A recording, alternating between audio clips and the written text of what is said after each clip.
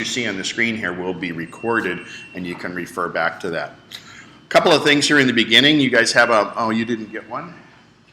A MacNexus folder. First off, anybody here live in Lincoln Hills? Okay. Lincoln Hills has a wonderful Macintosh users group called, it's right here, Lincoln Hills Mug. Unfortunately, it's only available to members or to residents of Lincoln Hills because they use a facility on site. There's something in the charter of that they're only allowed to extend the club to people that live within Lincoln Hills. So that's their Lincoln Hills Macintosh user group. The old days that was the way you used to have to PC user groups, etc. That's before the internet was really big. That's how you learned how to use software programs and things like that. The flyer I just handed out is I'm current president of MacNexus, which is Sacramento Macintosh Users Group. This month we're 30 years old. So the Macintosh was introduced in January of 1984. A wonderful lady, Gail McGovern, who will be our speaker this month, started MacNexus in October of 1984. So been going a long time. We're about 600 members strong. And we meet down the third Tuesday of every month. We have our general meeting. And the first and the third Saturday of every month from 9 to noon, we have classes that are free to our members.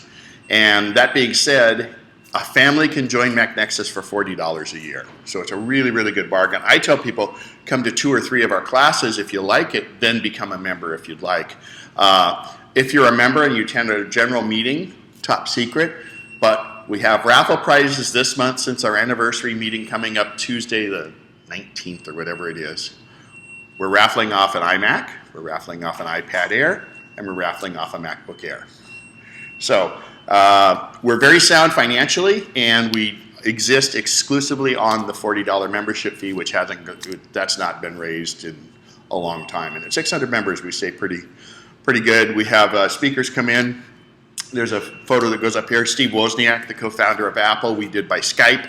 We've had him as a speaker and things. It's a great organization. There's a little bit of a social component to it, but the classes themselves. Yesterday I taught a class from 9 to noon all about iOS 8, the new operating system for the phone, and I talked about the iPhone 6 and the 6 Plus. So anyway, if you get a chance, come try them.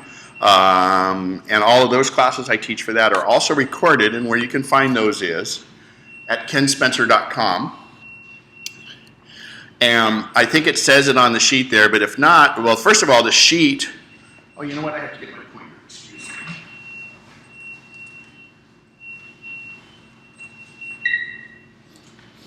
So where it says Mac Sheets is a copy of what you have right there. By the way, if you take this Mac Sheets here, now, first of all, don't fill out every password spot on that sheet because you'll go crazy. Just as you come across them, it's a good place to keep your passwords if you want. But on the Mac, we have a wonderful thing called Preview. So if I go down here and open Preview, I can go in here and just start typing in my passwords and keep this sheet up to date, and you don't have to worry about writing it in by hand. So this would be a place to do that. Again, I went to kenspencer.com, clicked on Mac Sheets, then I clicked on the main body here, and that fired it up in Safari. I can't really edit it here, but I have to come down right here and click on this, and that opens it in Preview. By the way, Preview has a little thing built in that's really cool. Those of you that need to sign documents, you know, you end up getting a PDF, you print it on your printer, you sign it, you scan it, put it back in your computer. Well, Preview has a way where you can actually, on a white piece of paper, put your signature on it, hold it up to the camera, and it will store your signature for you. So you just paste that right back in. A little bit advanced for this class, but it's just really, really capable. It's really good. You do not need Adobe Acrobat Reader. Okay? Adobe Acrobat Reader is not needed because you have Preview, which is much more capable. The other thing I have at kenspencer.com is up here where it says classes are all the classes I've done over the last 2.5 years. And like here was, I haven't posted yesterday, but I did last night. So if I go Ken's Class Video Archive, it takes you to my YouTube channel. And here was the last Best Buy class. Oh, that's interesting. Should have posted the new one, but, well, anyway, the class I did yesterday is up here. So classes about mail, I have classes about pages, numbers, different speakers we've had, etc. So explore that. Again, it's unedited, so take it like it is. It's free. So another fantastic site. So to find this site, I just type in Google search Mac 101, like Macintosh 101, and I come up with these choices, and you can see here Mac 101 from Apple. Apple has a very nice site up here that kind of lets you go through and tour the interface and learn about your new Mac. Now that being said, who is not come over from a PC to a Mac that's here? Everybody has come from a PC over to a Mac? Okay, anybody brand new to a computer at all? Okay, and how many have iPads? Great. How many iPhones? Okay, good. That's a good. And they're melding together. And if you learn the iPad, you're learning the Mac, and vice versa. And they're becoming intertwined. But we'll always have computers because, as Steve Jobs said a long time ago, you still need pickup trucks. You need things that do the heavy lifting and can carry the mattress home from the store when you buy something big or something like that. So the iPad itself is becoming much more of a creative device than we ever imagined it would, but there's still times when you really have to have a computer. But people can survive on just an iPad these days. I'm happy to, as we go through, this is a Mac class, but I'm happy to answer iPad, iPhone questions too. So Mac 101 is a great place to go. I think that's covered most of the stuff. Now, I'm going to hide Safari. Now, just a little bit of what goes on across here. We have the menu bar across the top. We have the dock along the bottom. Now, the dock is the place where you can store applications, and these are actually pointers to your application. They don't exist there. I get the call all the time. Hey, Ken, Safari is no longer on my dock. What can I do? Well, if Safari is not on your dock, don't worry. You haven't lost Safari. It's still there. It just doesn't show up. So I'll give you an example. And another way to see where things are is if we hit this launch pad right here, it shows all my applications, very similar to format how you see it when you've got it on your iPhone or your iPad. So my computer, of course, has a lot of different applications on it. What I'm using here is I have a Best Buy demo that uses special, this is content from Apple, like the mail and the photos and everything are not mine. They're from Apple, but I still have my own user on here. So essentially I have 4 or 5 different users on my machine. If you're a household where you have kids wanting to use the computer or a husband and wife using the computer, spouse, other person, whatever, you can set up separate users and each person can use the software, the applications, but everybody has their own little pool of data.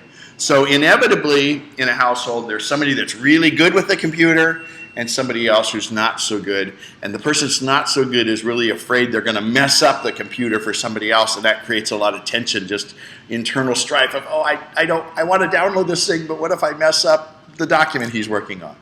If you set up separate users, it's just like having 2 separate computers.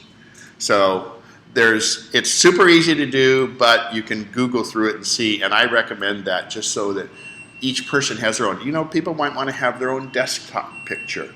So you can have different ones of that. You had a question, go ahead.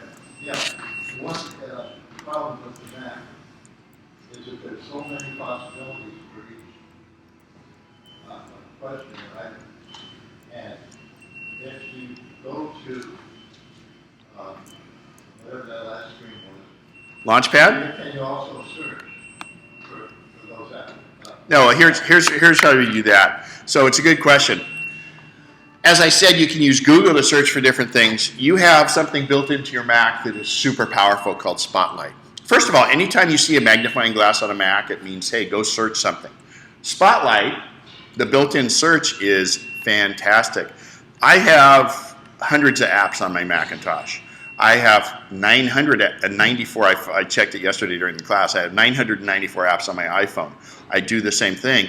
You can search within it. So if I click on this, and Actually, let's do this. Let's go ahead and I'm going to take contacts off of my dock. So contacts is gone. I get the call, hey Ken, my contacts isn't there any longer. So if I go up here and just type in contacts,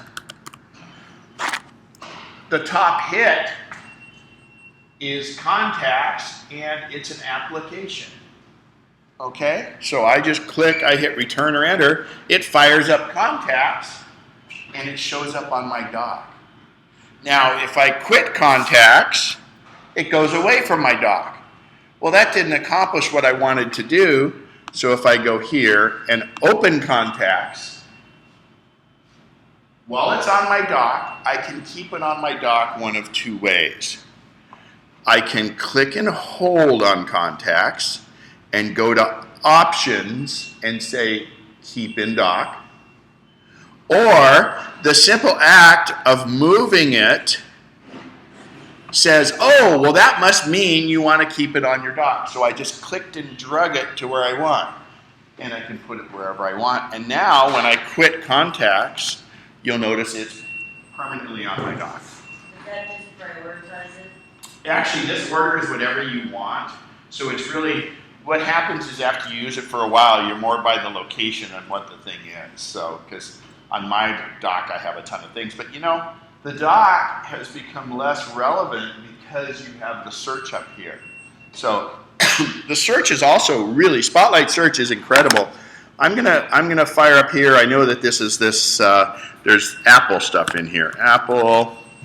So I just search for Apple, and I'm only searching in this user. For instance, if I have my other user, it's not looking in there. It's only looking in my user because that's the only data I have access to. But if you look here, here's a program called Apple Quartermaster. That's an old one. Here's a folder named Apple. Well, here's a presentation, Central Coast 3. That has the word Apple in the presentation somewhere. The amazing thing is, here's a PDF document. This is the Bluetooth regulatory certification, which is probably some stupid FCC file that's inside your computer, but the word Apple is in that. It searches inside PDF documents. It will even search inside some maps. So when you look at Spotlight, it's Google for your computer, and it goes through and tells you everything on your hard drive that has that. Obviously, well, fonts, okay. Old-fashioned apple pie recipe. That's recent web pages I went to. So really, use Spotlight. It's very, very, very capable. And of course, I can just click on anything there and fire it up. But let's say I'm not sure if it's what I want. I say, open in Finder. Finder is where all your files are and stuff. And you can see here that it opened this search for Apple. Here's everything that has the word Apple in it. Okay? Actually, while we're on Finder, we have red, green, and yellow dots at the top, right there. The red dot is close to what the X was in the upper right of your Microsoft, on your Microsoft machine. Yellow minimizes it, and green takes it bigger or smaller, okay? Just kind of, it's a toggle. But watch what happens. Let's say that's what I want, but I really want a smaller window like this. Then the green toggles between my last two settings, okay? Then if I want it to stay at that, if I hit the red dot, it goes away. Now, if I hit the yellow dot on anything, and I'll do this in slow motion for you because I can, that means it puts it down on the dock. There's a little divider bar here. To the right of the dock is not applications. That's things that you might have open. So I've simply put it down there to get this back. So I've cleaned up my screen. To get that back, I click on it one time and it comes back. That could be a web page. It could be a document you're working on, anything. So that's what the yellow dot does. And the red dot just gets rid of it. Unlike on a Windows machine, hitting the red dot, if you're in a program, doesn't always end the program. Sometimes it does, sometimes it doesn't, but it will close that window. Okay, now we're talking about the dock, and if you look at the screen, think of it like me. I'm wider than I am tall. So when I'm in Safari or in my mail or working on a document, I keep bumping into the dock. I don't have the height room that I really need here So I like to put my dock on the left side. You have yours on the right, which works just as well. But if I go up to the Apple logo, come down to dock, and say position on left. Now look at all, I got plenty of width. I don't have enough height. So by doing this, when I go to Safari and I hit the green dot, it will resize Safari.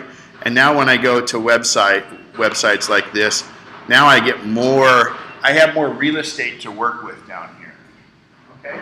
So I really encourage that. If you're already used to the dock being on the bottom, go ahead and keep it. I don't want to reinvent your workflow, but I'll tell you, to me, this is a usability thing that works really, really well. Any questions on that? So that's, again, Apple logo, dock, position on left. You can position it on the right, or you can put it on the bottom. But you see how much we're missing by putting it on the bottom. As you add things to your dock, the icons will get smaller. You can do what's called magnification. Dock, turn magnification on. So as I hover over it, I kind of don't like that, but that's up to you. Again, you'll find that you use the dock less and less because you have Spotlight to search for things. Okay? So the dock, go ahead. Ah, scroll bar. Yeah, we can make you have a scroll bar.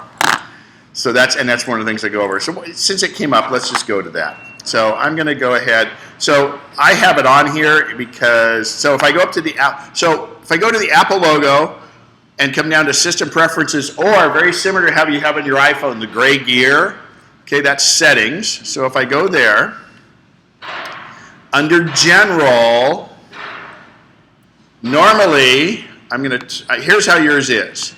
So I'm in Safari, right, and I want to scroll, and I'm scrolling, and then, I get over, I want to grab the scroll bar, and right about the time I get up, the scroll bar disappeared, right? It's not Apple messing with you, okay, really. Apple says, well, we don't really need the scroll bar anymore. They know better than we do, right? They're very minimalist in what they do. Because on an iPad or an iPhone, you simply just swipe up and down on the screen. You don't grab the scroll bar. We're used to grabbing the scroll bar, or in fact, in the old days where you had an up and down arrow on the side. So we want to activate the scroll bar and make it so it's there always. So if I go to the System Preferences, General, right up here in General, and say scroll bar always, and now miraculously it's here.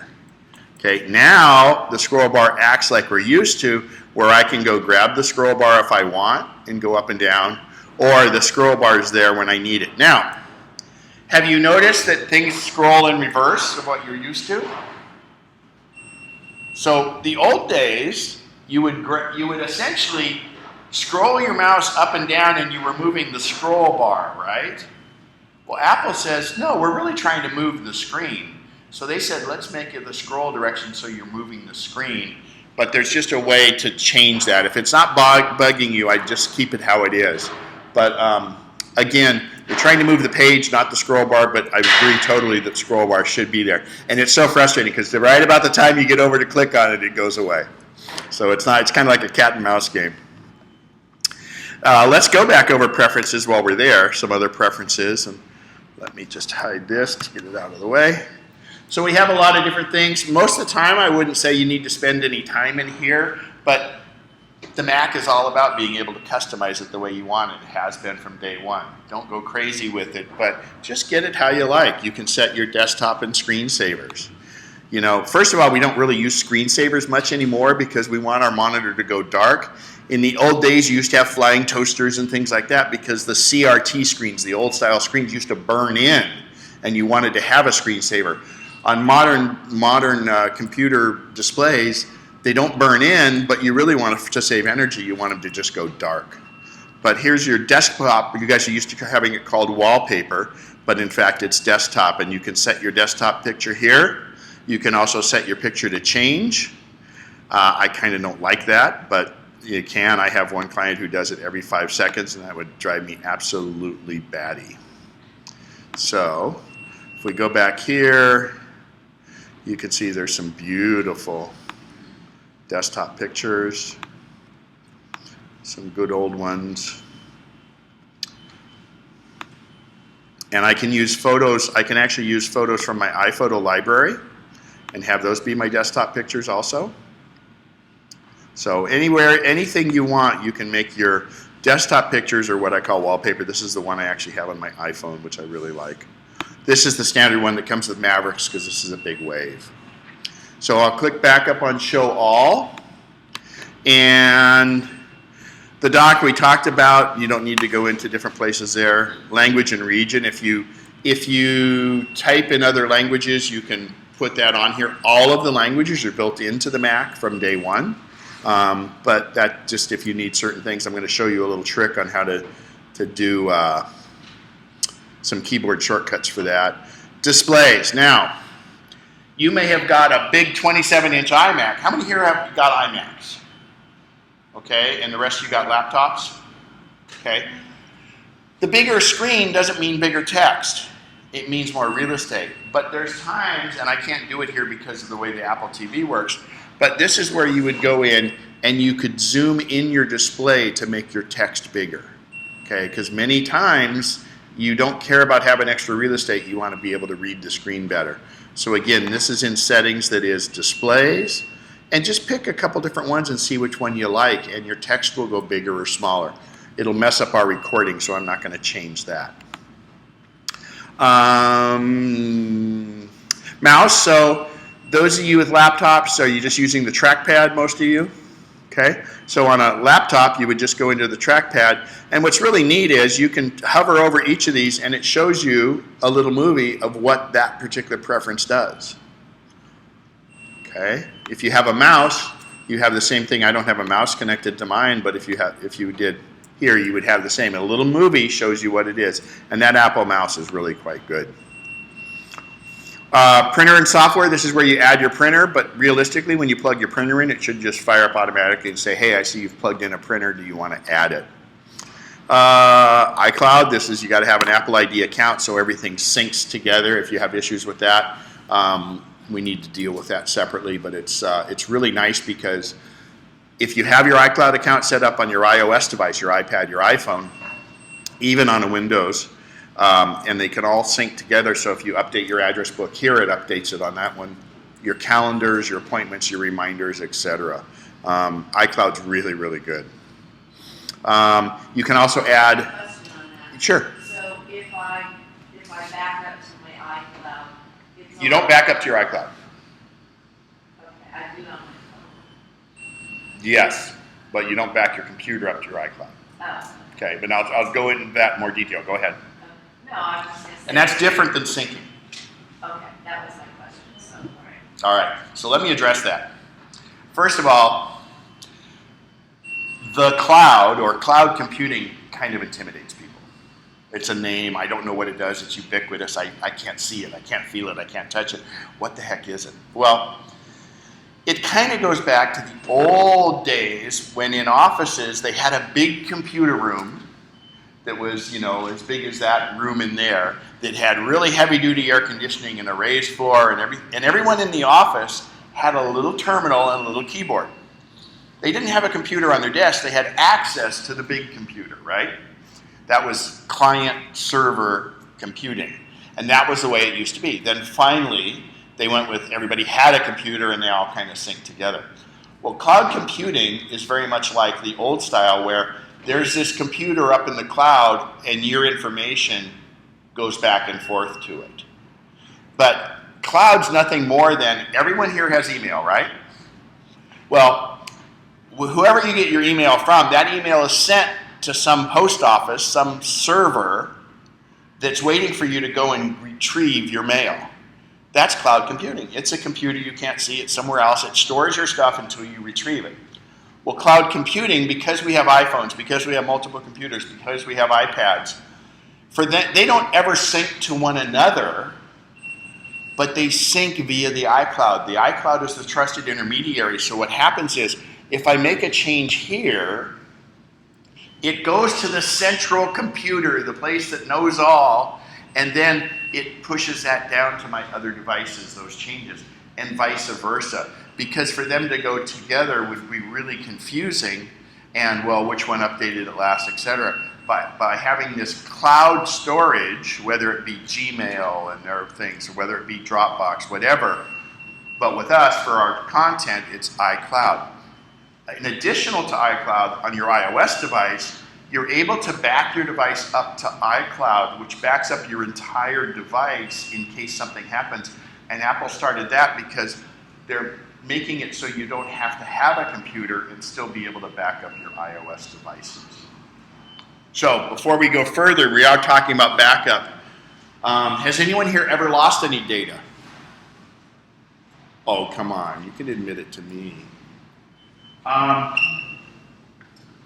Years ago, I had my very first Mac was what they call a PowerBook 140, and it had these little kick-out feet on the bottom to prop it up so air could get underneath, and you had a little tilted keyboard.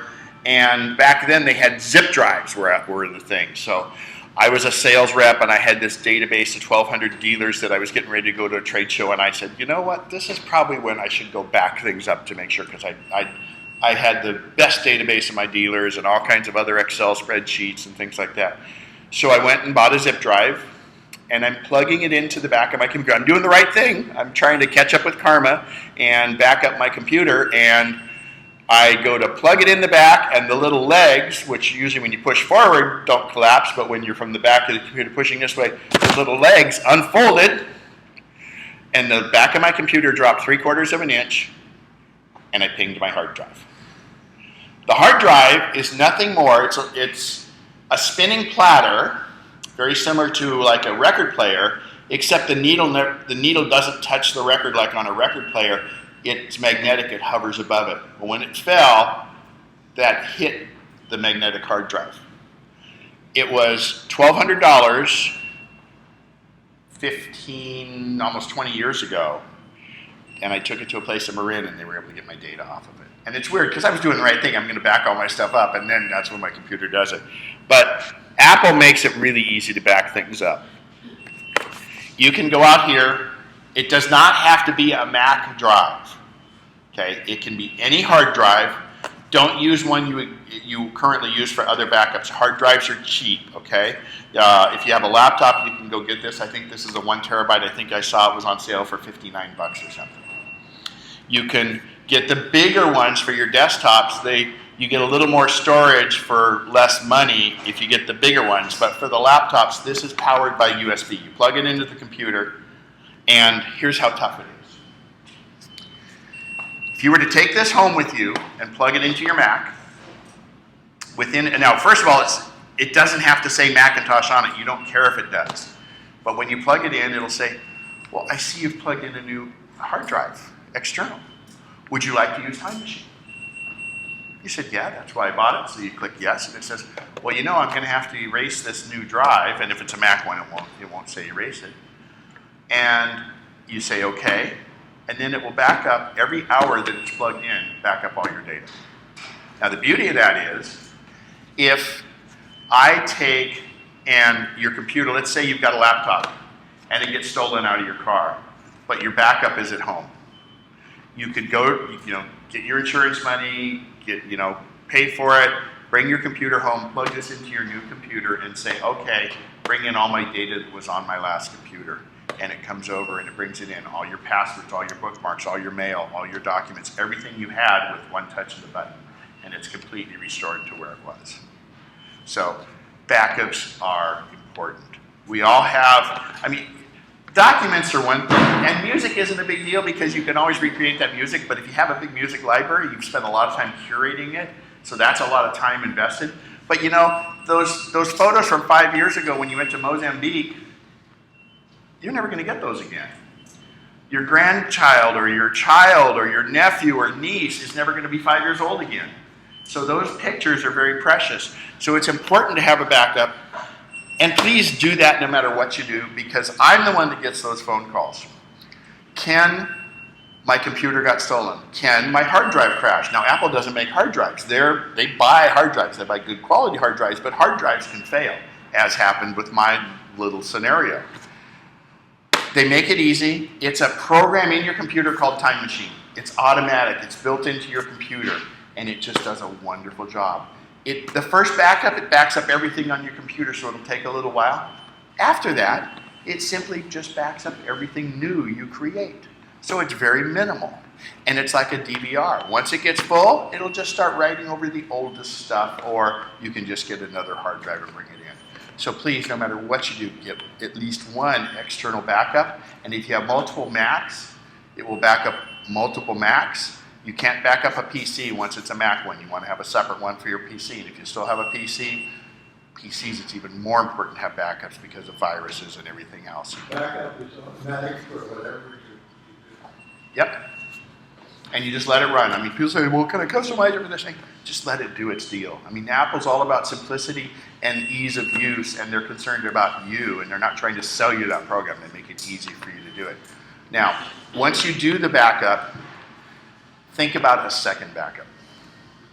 Because those photos are so critical, if you have a second backup, what you want to do, and it will know which one you're plugging in, but you take your secondary backup and put it more than 10 blocks from your house. You either put it in a safe deposit box, you put it at work, you put it in friends or family, and what happens is that way, if a meteorite hits your house with the backup hooked to your computer and you lose everything, you still have your other backup somewhere else. And again, look at the darn King fire. I mean, you know, people probably had computers up there, luckily the few homes that it affected, or the other one by Shingle Springs, you know, those fires, Malibu Canyon, you know, people used to run into their house. If they were home, they'd run out with their old scrapbooks. Now they run out with their scrapbooks and their computers. But if you're not home and that stuff happens, you're stuck, it's gone. If you have a hard drive that has a fairly recent backup of your stuff and it's off-site, works very well. There are off-site storage things like Carbonite and things like that. Backblaze is a very good one for the Mac. They support the Mac very well. That can work as a secondary backup, but a hard drive is the easiest and best if something happens. Apple will be offering a solution this fall called iCloud Drive, where you'll be able to buy space and do that, but still, there's nothing like an external hard drive. Now, if you have a second drive, it will know which one it is, and if this one's plugged in every third day, it knows that. If you haven't plugged this one in for 30 days, it says, okay, I just give you the 30 days since it last backed up. It will differentiate and only back up what it needs to. But the cool thing about this is let's say you're out taking pictures in the yard and you get 30 pictures of the roses. You're not going to rush out and go get your other drive and back up, because if you lose those 30 pictures of the roses, it's no big deal. But let's say you have a family reunion and you take a bunch of photos and you put those on your computer. At that point, go get your secondary drive and bring it in and back it up and then take it back to where it is. But please, at least get one drive. I get the call all the time and they say, Ken, my computer drive crashed, or my computer got run over by the car. The first question I ask, and believe me, I take it very seriously. I take other people's data more seriously than mine. First question I ask is, do you have a time machine backup? I hold my breath, and when they say yes, I say, no problem. Easily fixed. If they don't have a time machine backup, you may have to do like I did. It's upwards to almost $2,000 now to have those hard drives recovered by Drive Savers in Marin. So it's one of those things where, you know, you bought the best computer there is, you bought the best hardware, they're very good, but things happen, okay, that are out of your control. Okay, so backups. The other alternative there's a really neat thing from Apple called, remember that's Time Machine is built in. This is a time capsule. So it's a wireless router that has a hard drive built in, and it will wirelessly back up. It's a $299 solution. This is a $69 solution. The only thing that makes this better is it's a Wi-Fi router for you. It's a fantastic Wi-Fi router, but also if you have a laptop, it will always back up whenever you're connected to it. You don't have to physically plug it in. But this solution works just as well as this solution. So I'm not pushing one or the other. The other product thing I'm showing really quick, I feel like Vanna White here. We're using Apple TV, which is a $99 device. Actually, they're on sale, I think, for $89. But my computer is talking to the Apple TV, which is hooked to that projector wirelessly, Or if you had this on your TV, your computer, your iPad, your iPhone could display your iPad, iPhone screens directly on the TV if you wanted to do that. It's pretty easy. It just hooks up by one HDMI cable there. But also, if you do iTunes movies or your music, or if you have friends over and you want to totally bore them with your pictures from your last trip to make them jealous that they didn't go with you, you can take your photos from here, display it on your TV through the Apple TV. Apple TV, though, is not a TV service. It's called Apple TV just because it gives us interactivity. And if you have Netflix, anybody here have Netflix? Nobody has Netflix? It's the best Netflix interface you can find. And by the way, your iPad is a fantastic Netflix interface, because if you're doing the total binge on one show, it'll even go up and say, do you want to get the next episode right now? And you keep doing it, and then time disappears as you know it. So if you have Netflix, you have to try The Killing. It's a wonderful show. You'll get hooked. Don't blame me. The Killing. It was a regular show. The first 2 seasons are the best. It's a homicide detective out of Seattle. And 2 full seasons. It was on regular broadcast TV, but 2 full seasons is one murder case. And it's got political intrigue. It's got some darkness of Breaking Bad, but it's good. All right. So that's the rant. Please, please, please make sure you have a backup, whatever you do. Going farther on here, network, there's not a lot of things we have to worry about here too much. Users and groups, this is where you would add another user to your computer. You would unlock the lock using your computer password, and then you could add a secondary user. Now, when you add a secondary user, standard would be they can't make any changes to the computer. This is if you have a kid that you want to be able to use the computer. Don't give them a password so you can always get in and check what they're doing. Otherwise, if it's somebody else, a spouse, or someone else in your house, you can give them administrator privileges and you go through and set it up.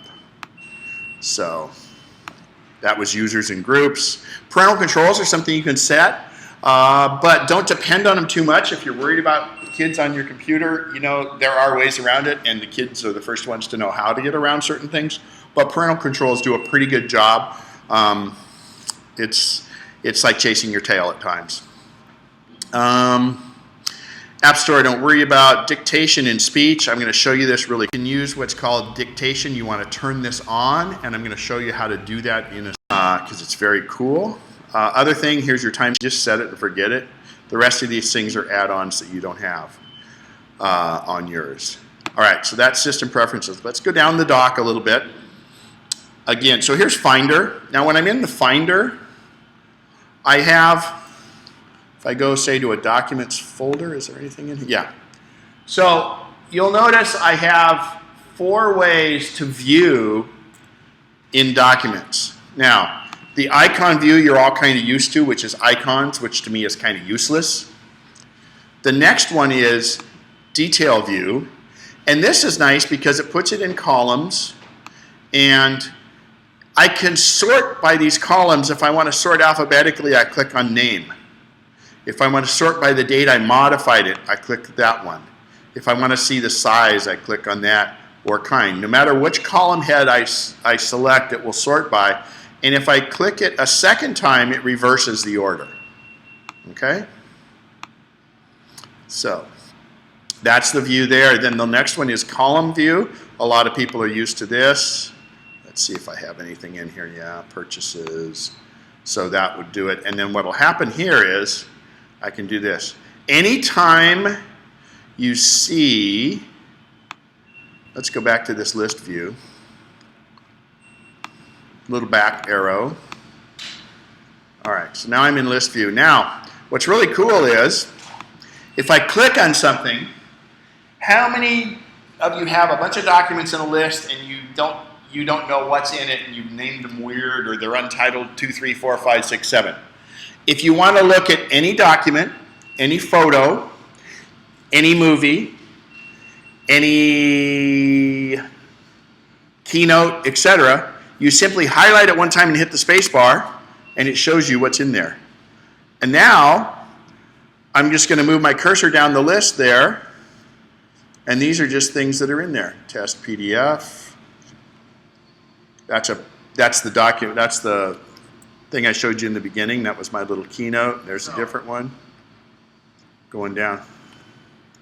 So simply the space bar is what you want to hit, and it brings things up. Again, hit the space bar, it brings it up. You can look at it, and now if I decide to open, if this were a Word document, to say open in Word, or if it's a Pages document, say open in Pages. But you can open it right there. Like click this, open in Preview. There it goes. All right, so that's how you can look through different things. Obviously, an application is not going to show up because an application is not a document or anything else.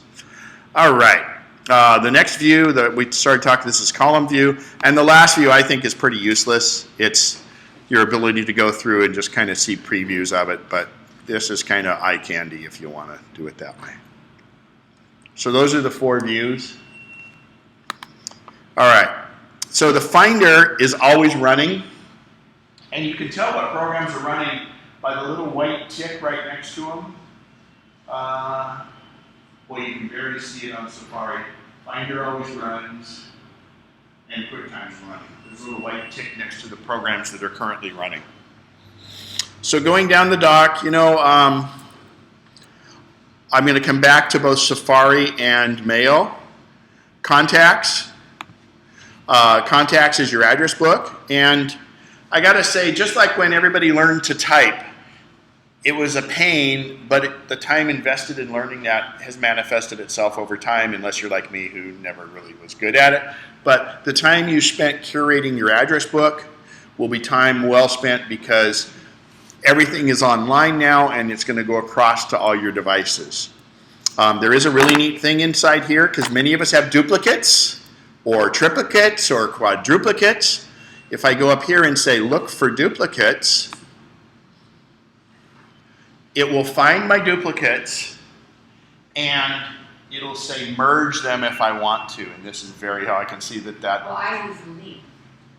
LinkedIn? There's a, on my phone, it says Link. I have duplicates, I link them if I have it. Oh, and you can link them, yeah. So you can, so that's the same as merging. Okay. Yeah. So the merge would be, let's say you have a person in here and one time you have Bob Smith in there with just a phone number and you have another Bob Smith with just an address. What it'll do is it'll collate and put them both together for you and it will do it automatically. And what I always do here is I say do this a couple times. Well, first of all, you want to back your address book up first with Time Machine or something else, but once you hit merge, keep going until it either gets stuck doing, it'll say 3 left, 3 left, 3 left. Hey, give up. It won't let you go, or it'll just finally do all of them. But the other thing you can actually do is, and it might help you, let's say I know that Aaron and Acme Corporation, if I click both of them by holding the command key, I can decide to merge those cards myself. And so that's sometimes, like here's the 2 Apple Inc. ones. I'll just take this Apple Inc. and this Apple Inc. and I'll merge selected cards. What if they have 2 separate mobile phone numbers? What it'll do is it'll put both of them as 2 separate mobiles. Okay. And speaking of mobiles, let's go in and let's edit a card, for instance. Here's a good example. And when I hit edit, fields that don't have anything in them now show up. So what Apple does is when there's nothing in a field, it cleans it up so you don't have to see it. But you give these little teasers in light gray to show you what the field is. But let's say that this phone number is, okay, so this is a mobile phone.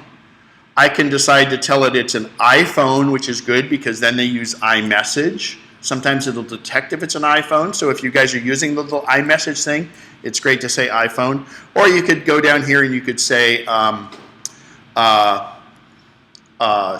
phone at the summer home or something like that. So you can create a title for each of those different ones. You can have multiple addresses, etc. And if you fill one in, see, it automatically creates a new one in the field when you go through it. And then so when I hit done, the other nice thing is I can put whatever I want in notes. And notes you don't have to edit. So I'm going to put this and call it, oh, I got to go fix the thing over there. TV, pay no attention to the man behind the curtain.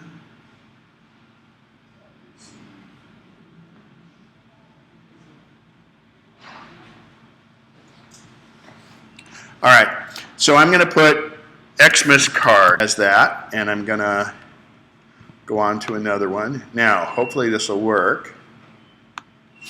Xmas. Let's quit contacts. Fire up contacts.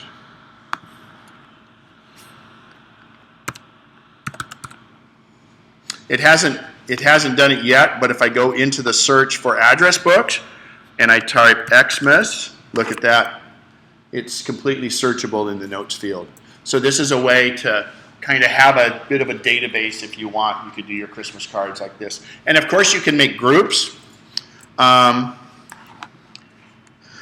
Groups are really simple. Now the cool thing is the way we're going to make groups is the same way you make photo albums, and it's the same way you make playlists in iTunes. Everything works the same. That's the beauty of the Macintosh. Everything works the same. How would you create your groups under all contacts? So what I can do in all contacts, say George, and I'm selecting a bunch of different people here. And now I say new group from selection. Or I can just do a new group. So I'm going to call it test. Now those people are in my new group. So I have what? Greg, what is it? Apatachi. So what I'm going to do is I'm going to take Greg and try and move him into the test group and see it won't go. So it won't let me put duplicates in there. That means Greg's already in there. I'm trying to hover it into test. But I can take anybody I want. And I'll move. Yes, so a great question. Can I print labels from a group? You can print envelopes too, and it does a pretty good job with envelopes, but notoriously on your printer, you're going to want to say, well, okay, flap side up, flap side this way, and you always put a little sticky note on your printer like that. But here is all these cards in the group. So if I go to print, I have my options in print. Well, we don't want pocket address book. I can do mailing labels.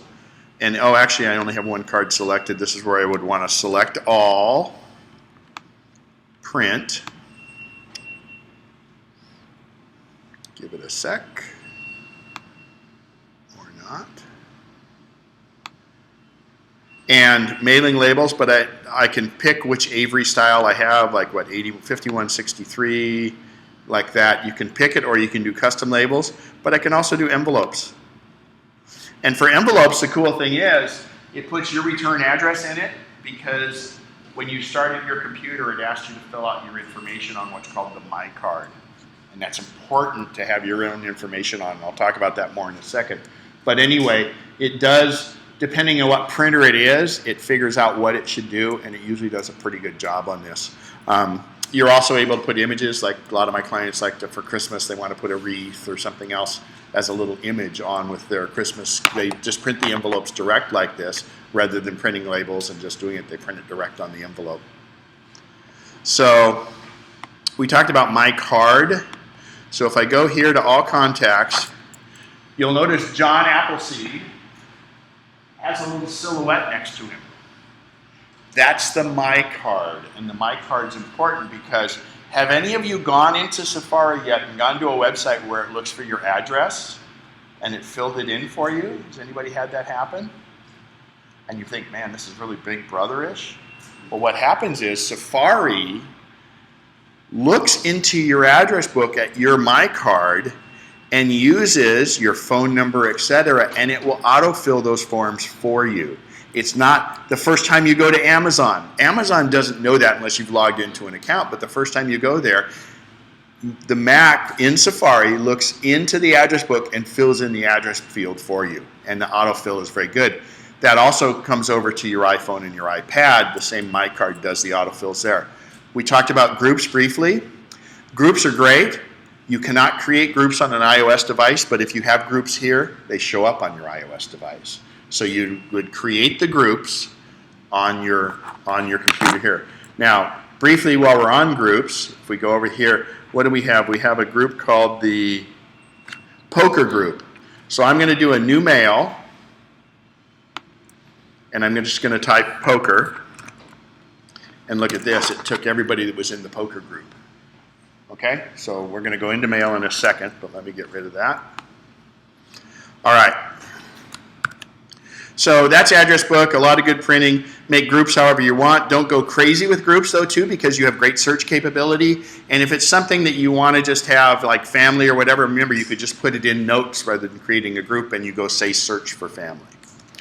But, oh, and by the way, if I want to delete, let's say this person from the group, I hit delete.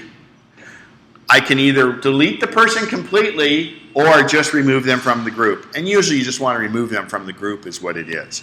But you have that option. Obviously, if we remove them from all contacts, it does remove them from any group they're in. So the group is like a subset of all contacts. Your information in contact, Google, if you're using Gmail, we can import your contacts from that. But predominantly, it's done from it's stored on the iCloud, and that way it comes down to all your iOS devices. So it's nice to have it. If you update it on your phone, it gets pushed right over to contacts. Calendar. I'm not going to spend a lot of time on calendar. Boy, this is worse than my calendar. But let's say I'm going to make a new appointment. I'm going to go here. Gosh, let me just turn off a few of these.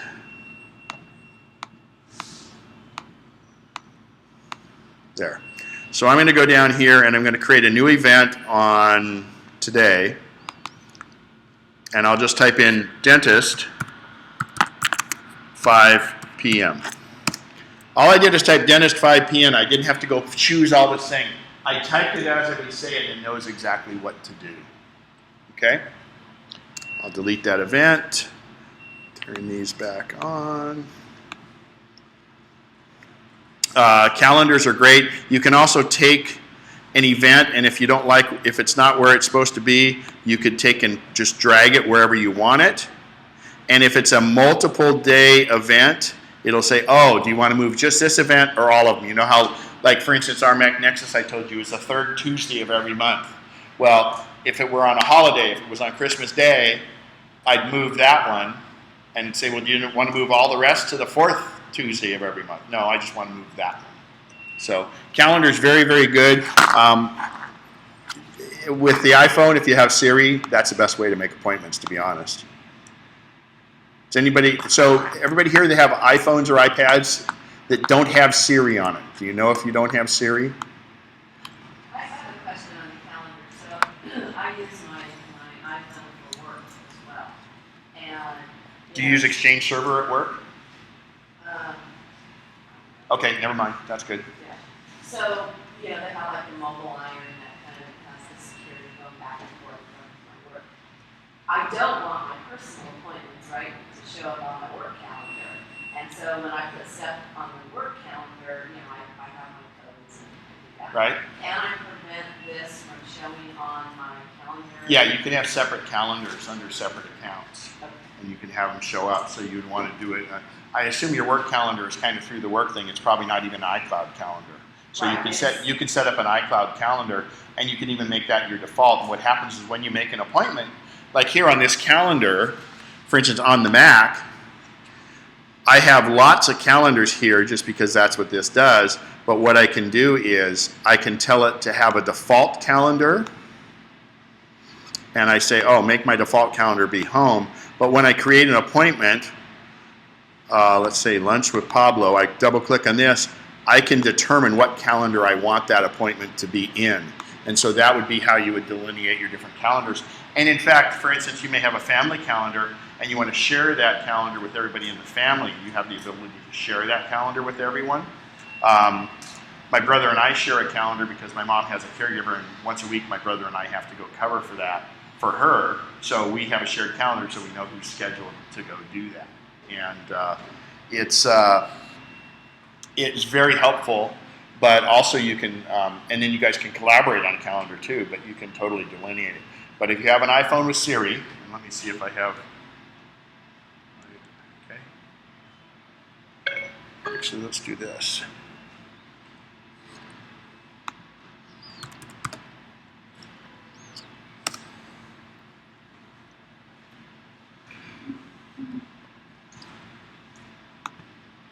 I have a special little app that allows my phone to show up. on the same Wi-Fi.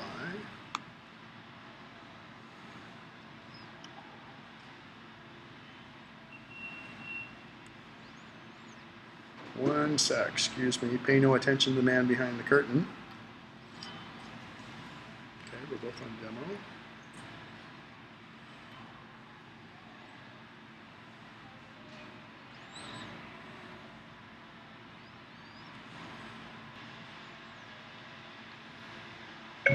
Scheduled dentist today at 3 p.m.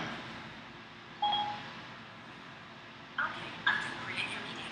Note that you already have 4 events that overlap with this. Shall I schedule it anyway? No, cancel. Okay then, I will create the event. So Siri is the way to do that. And you didn't have to do anything else but just tell her to schedule. She's your assistant. Then once it's in there, you would have to choose the calendar. But you have a default calendar that you would use. So let me turn the thing back to here. And we should get our Mac back. Siri's great for calendars. Again, if you do something, put it in your Mac calendar. Just type it as you would say it, just similar to how I did with Siri. Okay. Apple Maps. Because this is on a separate account from what my iPhone is on, one really good thing, but I can't really show it here, is if I go and find Eiffel Tower, and I go to the Eiffel Tower, if I click on this little share button, anytime you see these little arrows sticking out, it's usually a share button. I can email it to myself, but one of your top choices would be send to my iPhone. And that directions or location just gets sent directly to my iPhone right there, and I click on it and it fires it up in Maps. I don't have to message it to myself or do anything else. But Maps is pretty cool. If we go into hybrid mode, we can really zoom in on the Eiffel Tower. And if we go into 3D mode, we can spin around. We can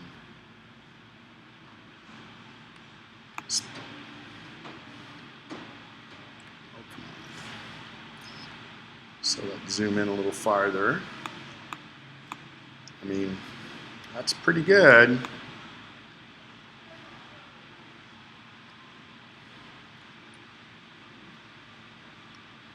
Pretty realistic. So standard mode's what you want. It uses a little data and it's a lot quicker. All right. So that's Apple Maps. It's the same. You can still use Google Maps. Google Maps is quite good, but this does directions like it also. I frankly think Google Maps has become less usable in the recent. It's an application. It comes to your Mac. Yep. As long as you're running Mavericks 10.9.4. Photo booth. Let me do my screen brightness here. This is where you can take little photos and things like that, but what's really fun is if you go to effects and we go on down here and oh, we talked about the Eiffel Tower. Okay, well, I'm going to put myself in the Eiffel Tower, come back, and now I'm by the Eiffel Tower, right? It's very dark in here, so it doesn't do this very well. You could record that, etc. But that's just fun. Photo booth, you know, if you want to be entertained for hours, do it. Pages, numbers, and Keynote. Pages, numbers, and Keynote are the equivalents of Word, Excel, and PowerPoint. And as I had a discussion with a gentleman earlier, Excel, if you're used to Excel, get Excel from Microsoft and go ahead and use it. I know Pages really well. I know Numbers really well. I know Keynote really well, but I still use Excel when I just got to go get something done because I'm used to Excel. On the other hand, if you can stop using Word, you're better for it because Word isn't very friendly. But if we go to Pages, the Mac, you know, it has a smiley face and different things like that. The Mac wants you to be creative. Pages allows you to be very, very creative, but you can also just type a letter if you want. So if I go into Pages and I go to New, and here's a bunch of templates. I can do basic. You want to take and pick whatever it is. Like if you're just writing a research paper, it'd be like this. But if you're writing a newsletter, it'd be like one of these. We'll go down here. Here's some miscellaneous ones. Here's how hard is it in Word to do a 3-column flyer, okay? You know, it's like pulling teeth. Well, here it's pretty easy. We'll just double click on that. And what's really cool is I just have filler text here, and I can put whatever I want. Now, here's some images. I'm going to show you how hard it is to get your images into here. Now, iPhoto is not fired up yet, and we have not discussed iPhotos. So all I do is go up here to Media, and I go into my iPhoto library, and now I can take and put this picture right here.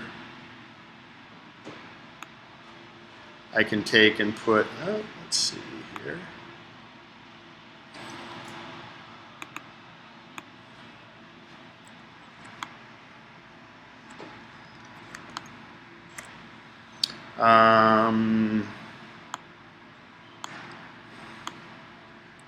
So that has come right from my iPhoto, and it's maintained where it was. I can build this brochure how I want, and you'll notice, oh, so here's some other spots. So I'll go to Media, and I'll put this photo there. I'll put this big elephant eye there. We'll put this down here. This from there. So you're filling this with your own photos, and all you're doing is dragging it from your media folder to that. It's really, really easy. Go ahead. This is a really basic question, but like, so all of these documents and things that you're creating, you're sending to a PC user. Do you have to do anything special or different? Very good question. Okay, her question was, is when you create these documents and you're sending it to a PC user, what happens with that? Well, I don't know if you've ever encountered it, but let's say you spend a lot of time on this really nice document in Word, and you put this fancy filigree text and all this other stuff on there, and it looks wonderful on your computer. If you send that Word document to someone else and they don't even have that font that you used, they're going to replace it with some generic font, and it's going to look, eh. You spent hours on it. You made this beautiful thing, and it doesn't look the same to them. The content's there, but it doesn't look the same. That same thing can happen from here. So what you want to do is, you want to send somebody essentially a picture of your document. And the way you do that is, now, Pages is much more capable than Word, so there's things you can do in Pages you can't do in Word. But if I want to share this with someone, the share button right here, I can share it. I want to send a copy by email, okay? Now, when I send a copy by email, I can send it as a Pages document, but remember, if they don't have the font, it might have some issues.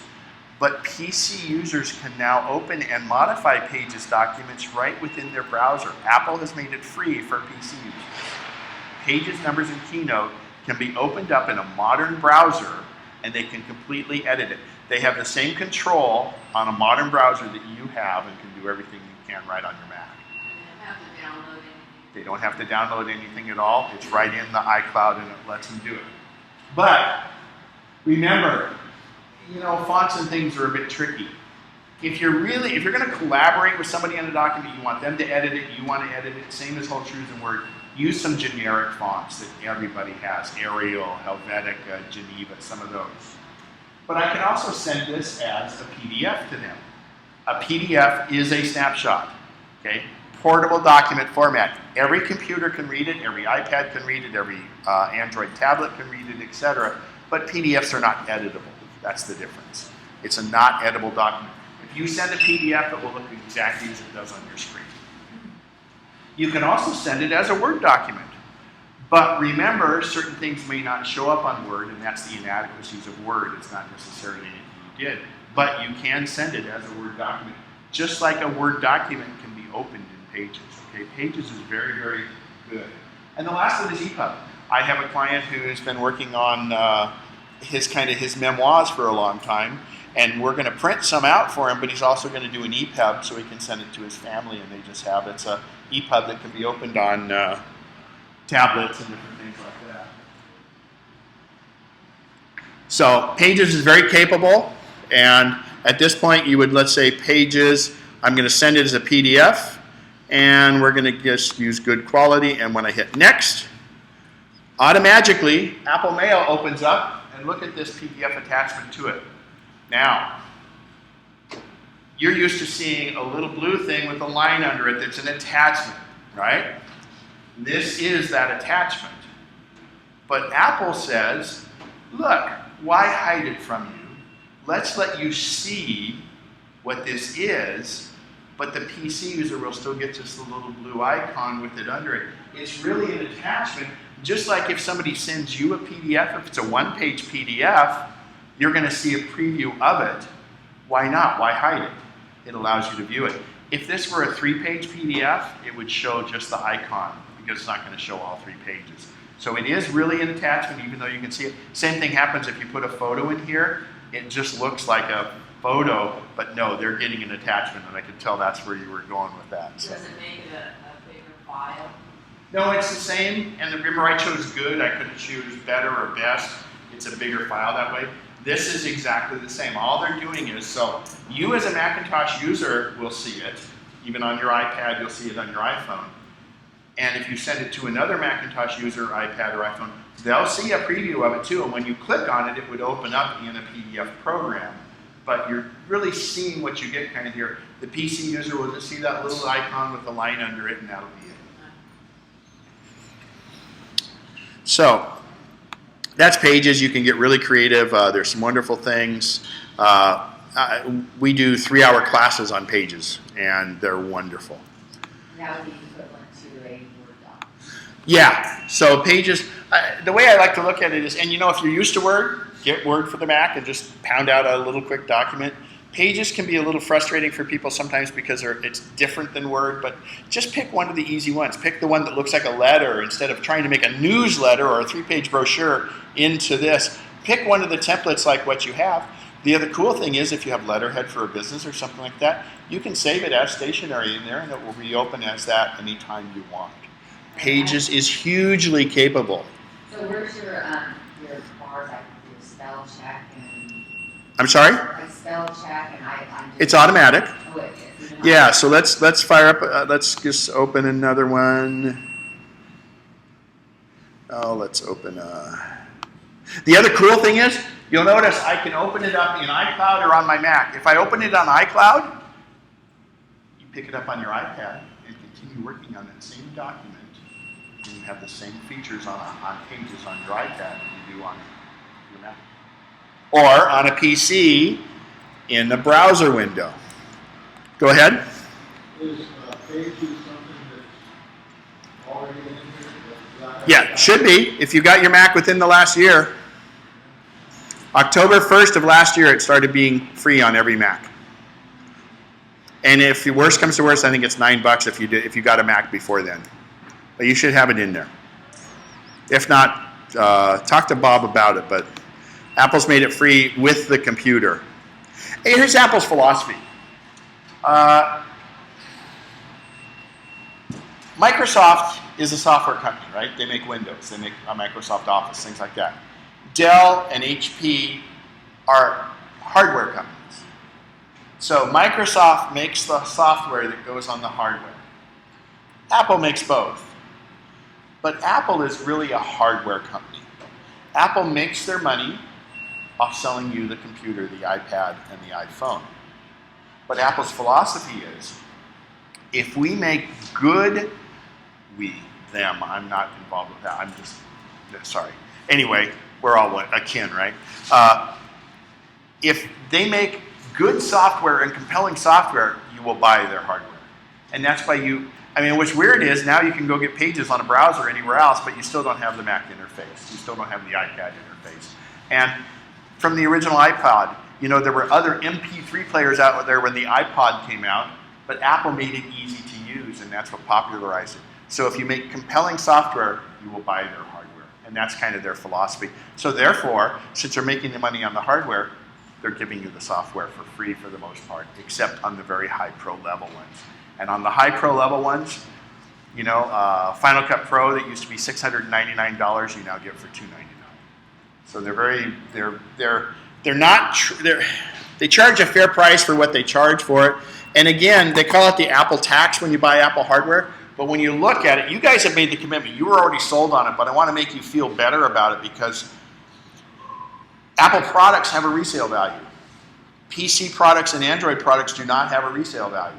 So there's some built-in value right there. A couple years later, you'll get more than half of what you paid for your device if you decide to sell it. My iPhone, I get a new iPhone every year, and I sell the old one for more than I buy the new one for, even though because I'm getting it on contract.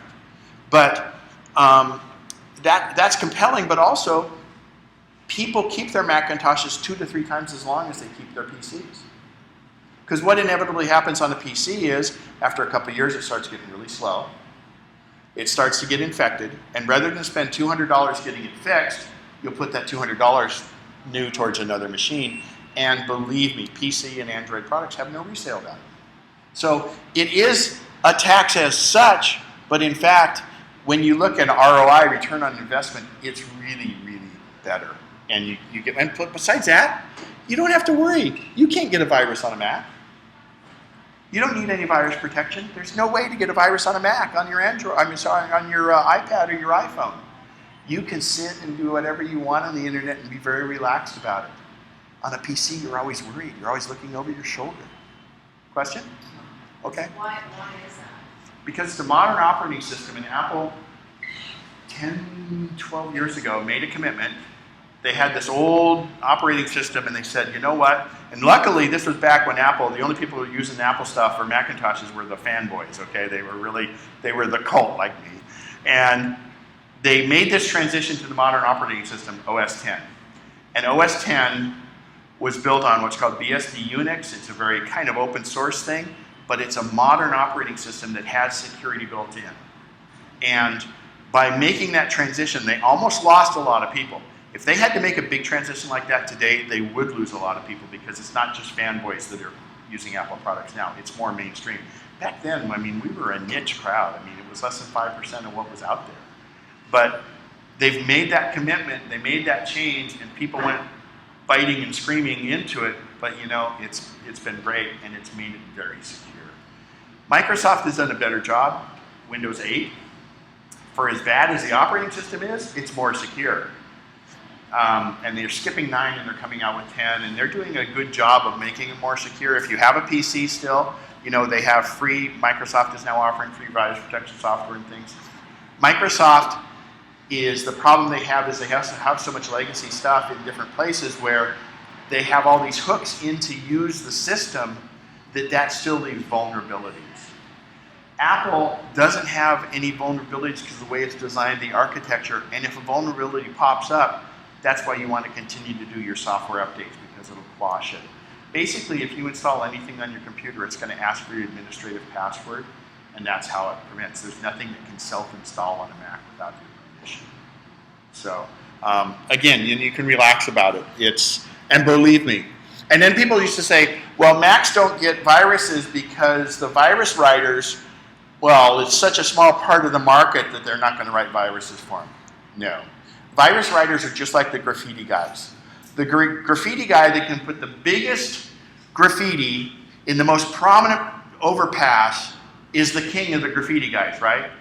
The virus writer that could make a viable virus for the Mac would be the king of the virus writers. So believe me, they're trying. It just doesn't happen. So you can rest assured on that. Back to your question about what was the in Pages, what could, if it could... Just if you have to like send it as a, with a certain extension, I guess. Well, so what it'll do is it'll send it as a DOC if it sends it as Word. It'll send it as a Pages if it's a Pages document. And PC operators can open it. Yeah, they can open them. But if they send it as a Pages document, they have to open it in Safari. But if you send it as a Word document, it's a DOC. They think it came from Word. Okay? So that was it. All right. So now we're going to go into Safari, the browser. Now, Safari is a browser, Internet Explorer is a browser, Google Chrome is a browser, and Firefox is a browser. Those are all ways of looking at the internet. Firefox has become a bit dated. Explorer you can't get on a Mac, and you shouldn't even use Explorer on a PC. If you're on a PC, you should use Google Chrome because it protects you a bit more than Explorer does. You can also get Google Chrome for the Mac. I have it as an alternate browser that I can fire up if I need to, but Safari is very, very capable, and it's very fast, and it didn't used to be super compatible, but it's compatible. It's the most compatible browser out there now. So just use Safari, but I encourage you to also maybe download Google Chrome just to have it. You don't have to use it. It's just as if something happens. Now in Safari, I'm going to give the example here. I'm sorry, go ahead. If you like to put Google Chrome on your computer, how do you know you're getting it from the official site? Because if you get it on another one, they put all this stuff on your computer. Not on your Mac. Well, you know. Okay. No, but you know what? That's a perfect question. That's perfect. So first of all, never ever get anything from cnetdownload.com. Because that's how CNET, and CNET was a good publication and everything else, but they're download.com. Never go there. If you go to chrome.google.com or just go to google.com, you know you're getting the real one. Yeah, it comes up with the page. How do you know what you put? The one that says google.com. And I think it's chrome.com. Well, let's just do a Google search here. So I'm going to open a new window, and I'm just going to search under Chrome. So when I search under Chrome, you can see here is, that's the top hit. See, that's not it. That's about it. But here, Google Chrome right there. Okay. If it's got google.com in it, there's no way they can spoof it. If you're using Google to search for it, there's no way Google's going to let somebody else in that's not. So if I were to click on that,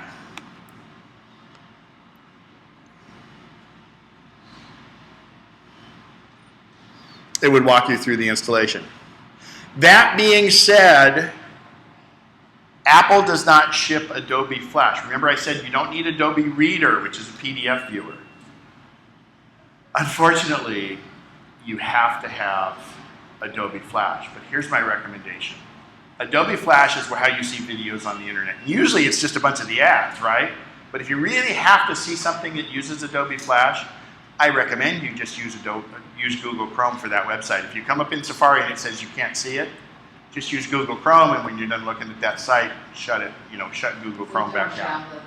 You can download Adobe Flash for the Mac, and I'm going to show you how to do that. Because Apple does not ship it because what it is Flash by the lazy web developers are still using Flash for videos. Modern people that know what they're doing are using what's called HTML5 because iPads and Android tablets can't see Flash either. So if somebody has an ad and they made it in Flash, they're losing half their audience right away because it's not seen on a mobile device. So if I go here and all I do in my Google search, which is the top bar, get Adobe Flash, and then I hit return. Right there. Now you can tell I've done this in this demo before because see how it's a different color?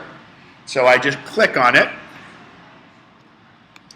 and Adobe doesn't even leave you too many breadcrumbs on how to install it, but I go here, and then I click Install Now, and in a second here, we'll see a little thing go whoop, and then we'll get a little download arrow up here. Give it a second. Does it do that it's downloaded for a Mac? I'm sorry? Yes, it senses that you're using a Mac. In fact, it senses that what version of the operating system you're using also. So there's the little download arrow came up. I don't know, I missed the little flash thingy. So now, if I go to the little download arrow, there it is. I can double click on it. And when I double click, it'll expand it. And then I get the screen. Now, don't you think Adobe would say, double click here to install? They're not telling you what to do. You go right there and you double click to install. And then this fires up, and then you just say, okay, yes, I know it's from a known source, it's okay. And you hit okay. Now at this point you would put in your user password and install it. I'm not going to install it now because I do this for every class. So it would install, it'll cause you to quit Safari and then restart Safari and you'll be good. Let me clear that download. So anything you download is always here under this arrow right here.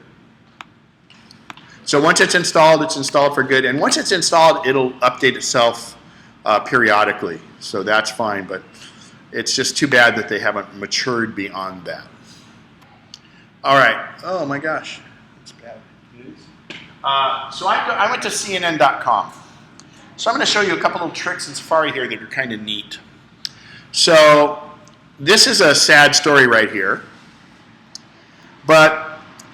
And let's say that I wanted to email this to someone. So I'm in CNN.com, and I go up here to the share button, and I say share this by email this page. Well, most of the time it's just a link, right? So it would be a link. We know it says U.S. Airmen missing. And what if we sent this email with just a link, and it says, oh, this is such sad news. Isn't that terrible? And you emailed this to someone. 2 days from now, when they pick up their email, and they click on CNN.com, it might say, 3 missing airmen just found. Because the headline changes all the time, and you're sending a link. So you just said, that's sad news, and they just clicked on it, and it's changed completely. So you have the option, and what it defaults to is to actually send the web page itself, and everything on here is fully linkable. In other words, when you send that to someone, you're sending them a snapshot of what it is, and it's clickable, and you can also send a PDF of it, and in the PDF, it's also linkable. Okay? So don't get stuck on CNN.com if it's a website that constantly changes its home page with, if it's a story about a child molester, you say, oh, this is great news, it could kind of screw things up a little bit. So let's go back to the browser because there's a couple other cool things. So now I'm at CNN.com. And let's say I want to read this story. So if I click on this, so you'll notice here, first of all, in gray it says reader. It's gray, it's inactive. Well, I'm going to go ahead and click on the story directly. And now, because the main page on CNN is like a table of contents. Now I've come here to the actual article, and unfortunately it's got a video, but you'll notice it says reader right there. Well, what's cool about reader, I'm going to stop this darn video because we don't need the video. If I click on reader, look at all this stuff on the side and the bottom, and look at all this garbage. I mean, that's what pays for the internet, but you don't need it, so you click reader and look at the clean version you got of this. Now, if I went to print this, I'm going to use a lot less ink than that one that has all those ads and all that other crap on it, and it probably takes up 3 more pages. I can also change the size of the font, bigger, smaller, and now if I share this, I'm sharing a clean version of it, and it still has the link. Now, remember I'm in the article, so I can share this link and I can say, oh, this is sad news, because you're actually at the article. It won't change. In other words, the headline on the front page changes, but you're down in the article, it won't change. So that's Reader, and Reader is fantastic, and you also have it, and I'll show you how it is on your, if it'll let me.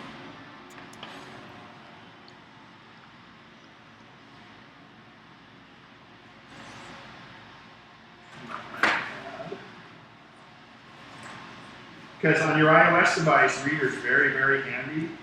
And yes, you can do it on your iOS device, but it doesn't say Reader. Let me just get here.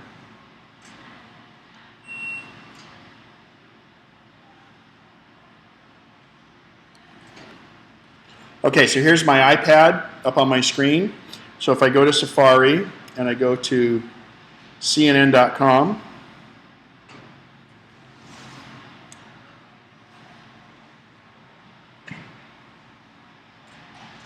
so there's our same headline, but you'll notice I want to click on the article.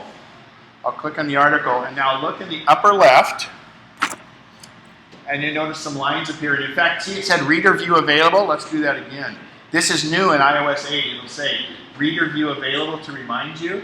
And now if you look at these lines, I have the same version of Reader. Actually, just included this photo on it, but it did the same thing. So on your iOS device, it makes it a lot easier. And you still can make the text bigger, bigger, bigger, smaller, smaller, smaller. And then, again, it's these lines right here. Those lines won't show up if it's not available. So see, on the main page, we don't have it. So Reader is very, very useful, and especially if you're going to try print from it.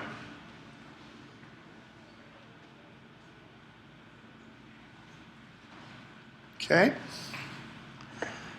All right, so let's quit Reflector. We'll go back to Safari. And I can also, you guys are used to what they call favorites. It's bookmarks in Safari. I can add the bookmark, or I can simply drag it right down to the top menu bar, and it becomes one click. Okay?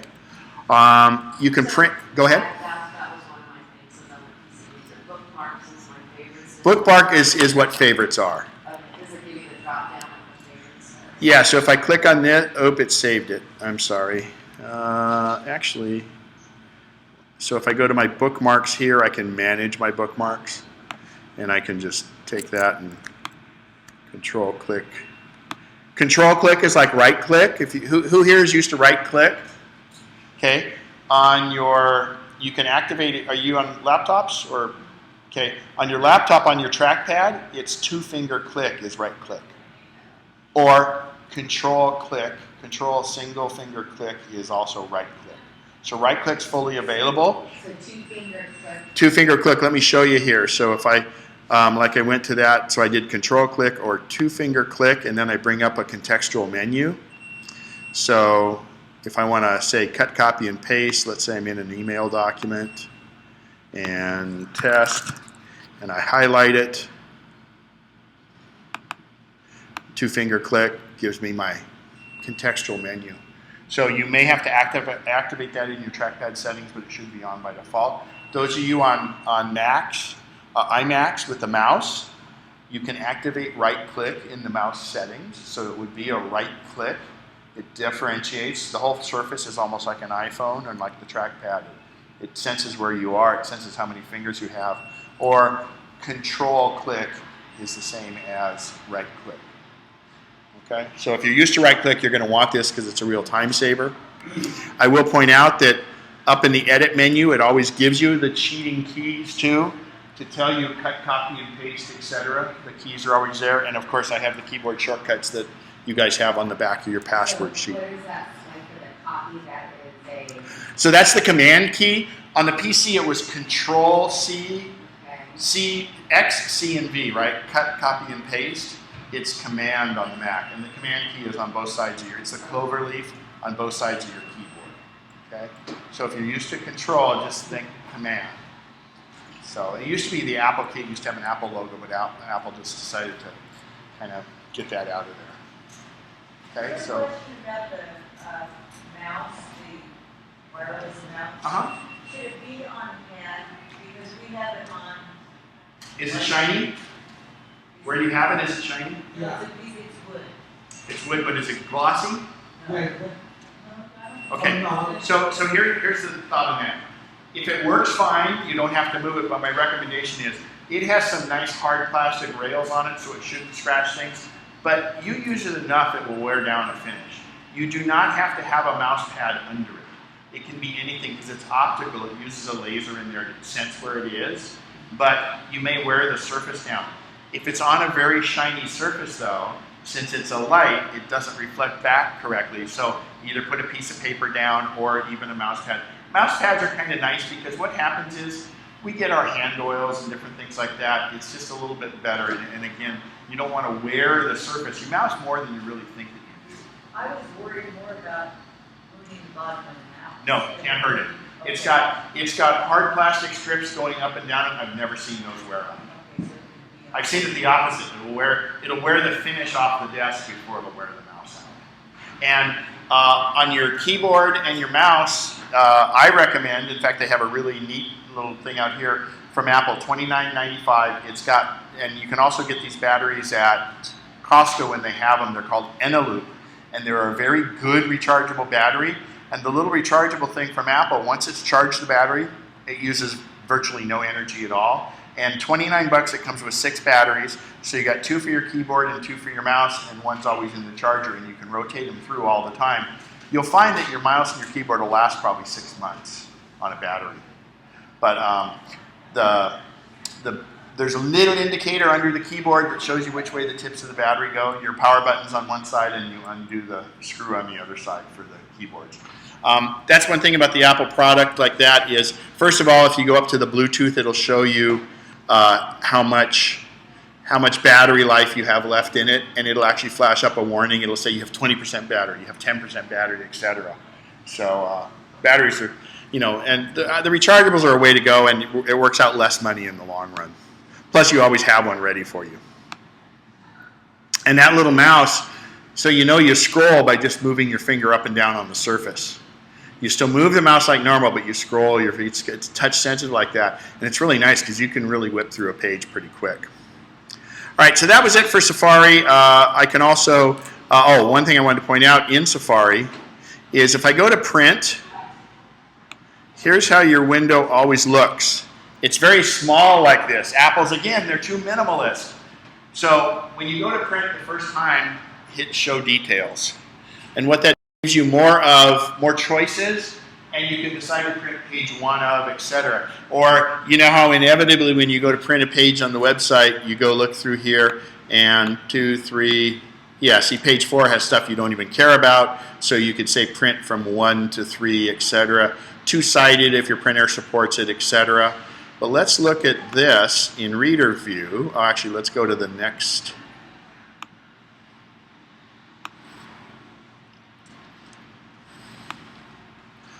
Let's see how this looks. And once I've hit show details one time, it's always the bigger window from then on. So there's 3 pages, boom, boom, boom. Let's hit cancel and let's see what print looks like in reader form.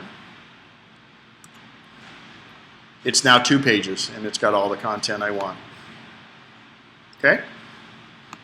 So reader is the takeaway of the day on Safari. You just toggle over to the right and do your on or off. Yeah, reader on, reader off. And it won't, if I go to a new page, I have to select reader on that page. And you have to wait till the page is finished loading. It's not a permanent thing. And trust me, not every website has reader available. It's just kind of a coding thing, and hopefully they, keep it. SACB.com, it's a nice way to get around their little paywall thing. All right, so let's hide Safari. We're going to go to Mail. Apple Mail, the little postage stamp. Now, who here is using the postage stamp for their mail versus using Safari to go to their mail? Postage stamp, or are you using Safari? Or not using mail at all? I just bought mine last night, so I have to figure out how to download all this stuff. Okay. Well, let me ask this. Just go quickly, I'm going to ask you who your main email provider is, whether it be Comcast, AT&T, SureWest, CCI, Gmail, etc. You're on Exchange? Great. So that's supported using the postage stamp? I'm not using that. Okay, so the postage stamp will work. It uses Exchange, and iOS devices use Exchange really well. Exchange is really good. Gmail? Great. That's good email, yeah. What's the last part of your email address? Gmail, Yahoo, Gmail. Gmail, Or Yahoo.me. Yahoo, Yeah. Yahoo. And are you both using Yahoo because you got it with your AT&T, or is it a separate Yahoo account?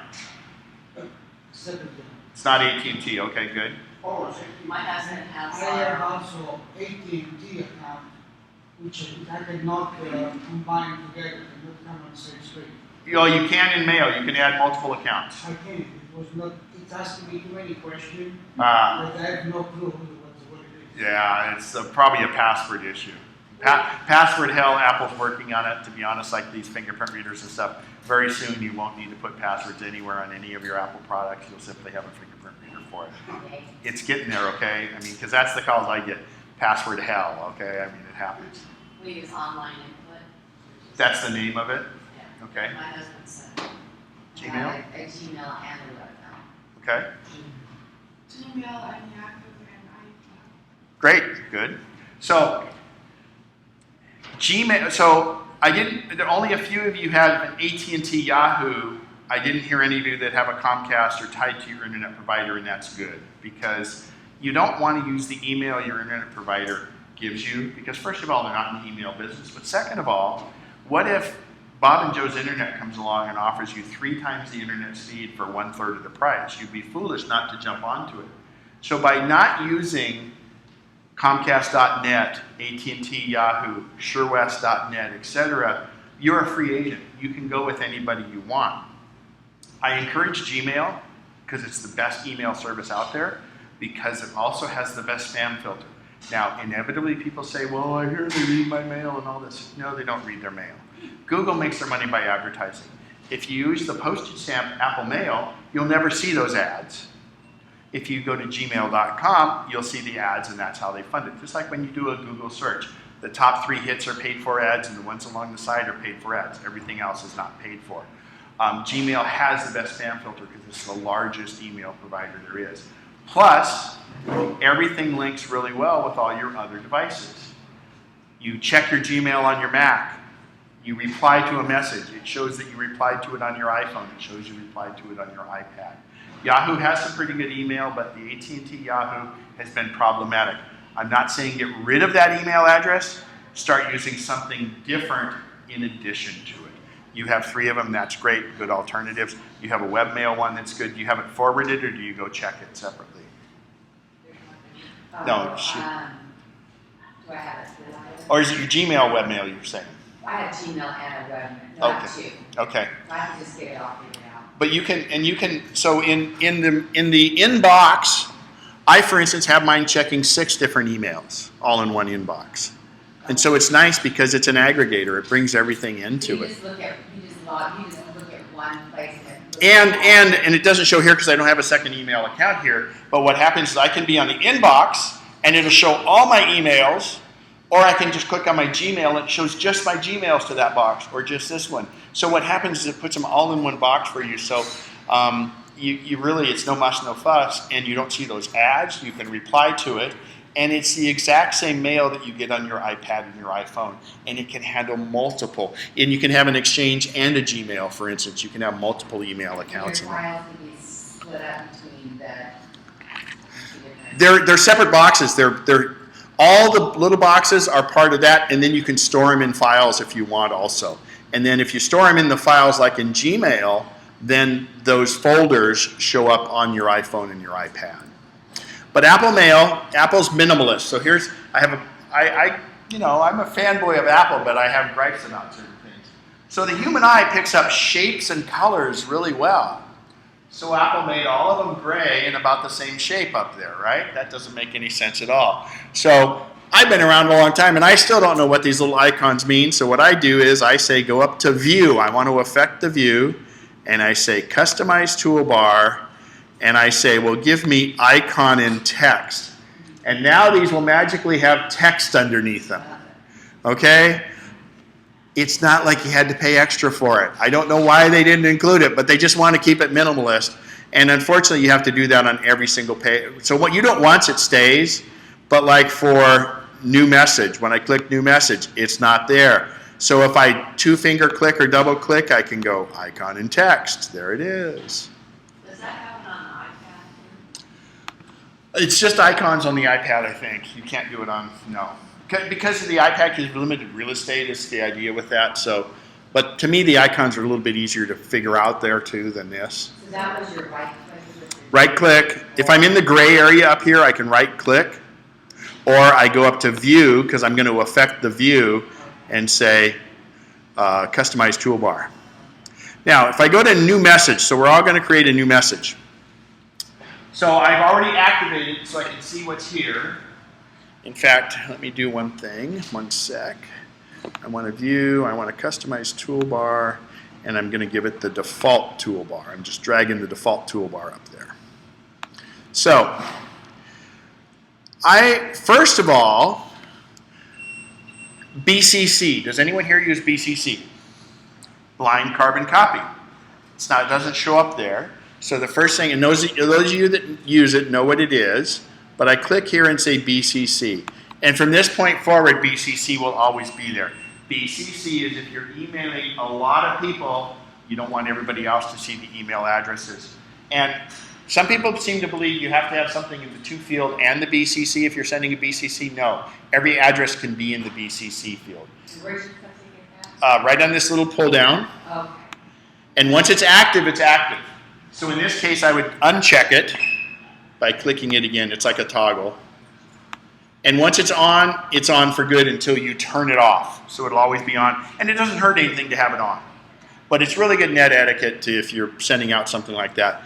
The other thing is we like to also kind of show, don't go crazy formatting an email with all these wild text fonts and everything else because the other people might not be able to see it. But you may want to just color a font or make it bigger. So if I hit format, I get this little bar, and now that will be here all the time also.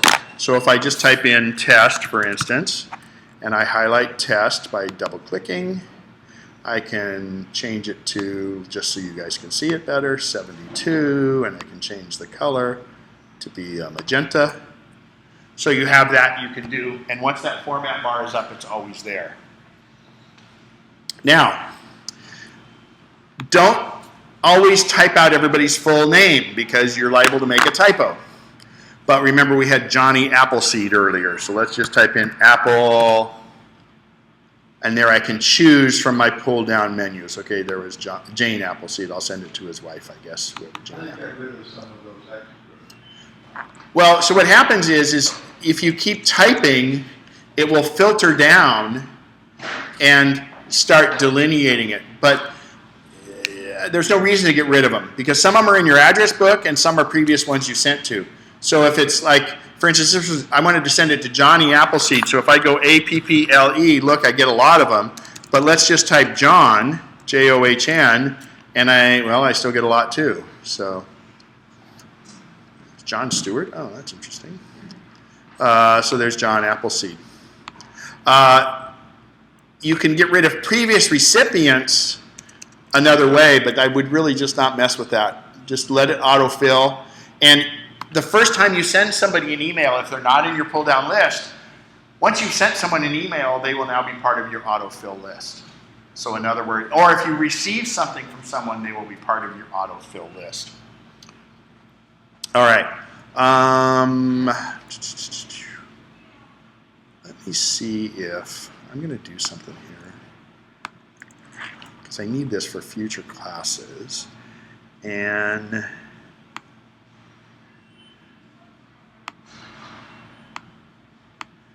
one second. Don't save.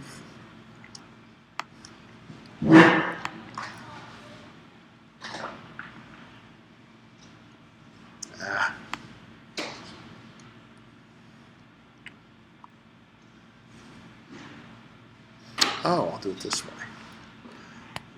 New message. Party.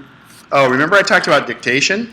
So you have a function button on every Apple keyboard, FN, think of fun, century. You'll need the password, quote, open sesame, closed quote, to come to the party of the century on January 15th, 2015 at 2 p.m. Okay?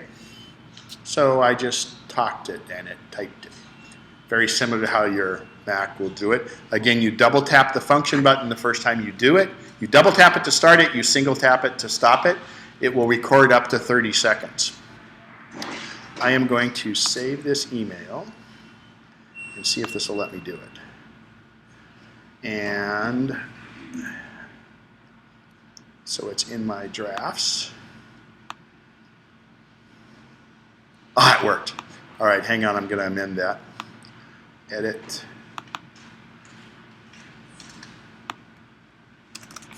Uh, 123 Main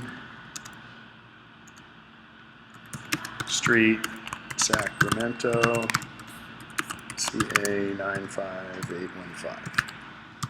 And I will save that. All right. So if someone sends you an email and it's got a date on it, if I hover over the date, it's got a data detector, and when I hover over it, it'll show me a calendar, and I can add that to my calendar if I want to. So we're talking about the party of the century on January 15th in 2015. So I'm going to add that to my calendar. Now, the person has a tagline at the bottom here that has their address and everything. And by the way, the same thing applies on your iPad and your iPhone. These little data detectors. And if I hover over that, it'll say, show me on a map. I can create a new contact or add this to the existing contact. And if I create a new contact, it's even going to bring in the person's email address that it gets any information that's on there, including phone numbers. It will try to pull that out of the email for you and fill it into address book for you. So it's very, very nice. But let's flip back to calendar. I'm going to quit mail here really quick. And hopefully this will work. It usually does, but if somebody had sent you an email, remember that was one I made up. And let's go to January 15th, 2015. Oops. January 15th, 2015. Oh, 15th. I made it too late in the day, I guess. Day. I should have made it earlier. So.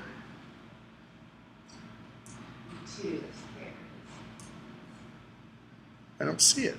Under Z? 2 p.m. Oh, I'm in the wrong. Hopefully it's in my home calendar. Ah, well, all I got to say is, oh, the 13th, thank you. Jeez. Wow, it was a busy day. Party of the century at 2 p.m. There it is. So if I click on this, it will show an email because we had to know the password, right? When I click on that, because I made it from an email, it'll round trip it back and show me that email. To me, that's really, really, really useful. All right. Going back, just 1 second. Uh-huh. How do you dictate from a mouse? An iPad? You were telling us that... It's on the keyboard. It's the function key. Is it FN? FN. So to start it the first time, you double tap FN really quick. Tap, tap. And the screen will come up and says, oh, do you want to use dictation? And you say yes. And it says, do you want to use enhanced dictation? And you can say yes. And it'll take a minute for it to download enhanced dictation. And from that point forward, every time you double tap function, it will record up to 30 seconds what you say, but remember you have to speak your punctuation. And then you tap the function button to stop the dictation. And I don't recommend using the whole 30 seconds. What you should do is kind of dictate in spurts or in phrases, because if it messes up, you don't have the whole, because whatever thought that was is gone once you've said it, right? So just come back and go over it. If you want an exclamation point, you have to say... Yeah, here, let's go back to that. So we're going to compose an email, and we're going to go to new message. Now, for the address and stuff, no, start typing, because it's so hard for names. Like it always thinks I'm instead of can, it thinks can. So now I'm going to double tap the function button. If I double tap the function button, comma, I can just speak, comma, at virtually any speed, comma, and it will type for me up to 30 seconds, period. The type of dictation I have on now, it waits until I'm done and then fills it in, comma. If you use enhanced dictation, it will type as you go, period. New paragraph. They will put in punctuation automatically without having to... Will there ever be a time will we still be alive? Well, if you think about it, that's really kind of difficult. But no. But here's the problem. So I'm so used to it now because I use it on my phone. So on your phone, you have a little microphone. There's Siri where I can dictate fully, where I tell it everything to do. Or when I hit the microphone on my phone, it just does like this, and it'll type as you speak.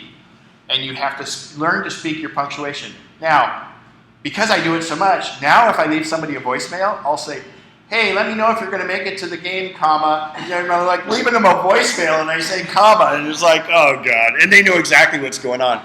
But I'll recommend that you do like I do with my emails, is I have a signature that says, look, Siri helped me with this. She may make mistakes, so don't blame me. So now I can say anything in the world I want because I can blame it on Siri, right? Does it spell check? Yes, and in fact, the interesting thing is it will never send a misspelled word because it consults a dictionary first. So let's talk about how this works. This is the cloud, the magic of the cloud. It records what I'm saying up to 30 seconds, sends it out over the internet to Maiden, North Carolina, where Apple has its big supercomputer and servers and everything. It transcribes what I say, consults a dictionary because I may have mumbled, and it gives me the best approximation of what it is, and sends that text right back to me. That's why we can do it on an iPhone and an iPad, because they don't have the power to do it internally. Well, they do now, but they didn't used to have the power to do it internally. It's done by this computer and comes back, and the best part is it's constantly improving. Will it be able to do punctuation? Probably, but I have a hard time doing punctuation myself, and I know, I'm doing it. So yeah, and the other thing is the differentiation. It's really hard to determine whether it's two, or two, but it gets better at that because it kind of contextualizes it. But I wouldn't be surprised if, yes, it does punctuate. But the other nice thing is now you can, with iMessage, you can leave people, instead of sending them a text message, with the new iOS 8 and with Yosemite coming on here, you'll be able to send them a little voice snippet. And it'll actually be your voice over a text message. How about changing it to a different language? When you're dictating in Italian, will it No, I won't. Will it automatically get to change? You can change it. My best friends, she's Mexican, he's of Latin descent, and it frustrates her to no end because she's got perfect English, but she has an accent. And for her, Siri didn't used to pick it up very well, so we changed it to Spanish, and she could dictate in Spanish, and it would do it for her. And it would write it in English, but it would translate. But anyway, the new version of Siri, it works fine for her. But it was really frustrating. She's so proud of how well she speaks English. My God, she's lived in the country for 40 years. So interesting thing is back years ago when the GPSs, TomTom used to have it where you could dictate where to go on directions and things. It took them 18 months longer to roll that out in the U.S. than in other countries because, believe it or not, and we don't recognize it, but we have so many different dialects within the U.S. that it's very hard to do it. But the best part is it's constantly improving. Because it's maximizing the use of this big supercomputer, it can constantly be learning and getting better as we go. And it learns by us using it. So you can help us out and use it a lot. But yeah, you can change it to any language you want. All right, so the rest of mail is very simple, but I want to show you a couple little quick things here. We're getting close to our... When you're talking about the postage stamp, what are you referring to? Just The postage stamp is Apple Mail. It's an application. Okay? The postage stamp. On your iPad and iPhone, it's an envelope. Okay. It's mail. So that's the mail application. Otherwise, you can go right to gmail.com or things like that, but then you put up with the ads, and as what I'm going to show you in a second will convince you to use it here. But go ahead. Back to when you were on the calendar and you were able to bring up a map for that invite or that calendar item, can you print that as well? Like if I'm going to a party and the map comes up and I want to print that somewhere? You can print from maps, yes. Yes. Again, I was just trying to show you the round trip, and to me the cool thing is the fact that it can go back and get that email. And that's why there's another reason is there's no need in the present day, especially if you're using Gmail, to delete any of your emails. Now, I used to think I was a hoarder until I watched one of those shows. I felt a lot more normal now because I have 100,000 emails, but the problem... No, and on your iOS device, never delete them. Don't put them in trash. Not on your iOS device. Okay. Because, yep, iOS, iPad, iPhone. Because what happens is it's not really your mail there and it never fills up with your mail. And if you delete one now, it brings in an older one behind it and just fills it up down below. But they're not taking up room on your iOS device. Because your iOS device is really looking at the cloud, it's not downloading it from the cloud realistically, so it doesn't take up any extra room. And Gmail gives you up to 25 gigabytes of free storage. So you can have tons of room because my philosophy is if I delete that email, I know I'm going to need it. If I don't delete it, I'll never need it, I guess. But that's up to you. But if you're using Gmail, it can then, but Gmail's default is to not even delete anything there. And that's really so they can give it demographics and things. It's anonymous. It doesn't create any harm to you. But that's their philosophy on that. And it's really kind of nice because inevitably you might not know it, but 3 years later you may have to go back and say, oh yeah, what happened here or something like that. I delete so much because I'm such a get rid of everything, so I don't have to delete. You have my permission to... Be a hoarder. Well, no, you'll probably never get that far. But it's really... To me, I have OCD a bit, but I'm more logical than I'm OCD, so my logic takes over. And again, I look at that like, what if I ever need it? Now, unlike the hoarder who like has something because they think it has value, to me, I mean, that's information. And if you're in a work environment, sometimes that's really critical. What happens if somebody says, well, she did this back then, and then you can go back and prove it. I have eidetic memory, so I remember those things, but sometimes I have to support it to people because I don't believe that I remember things. So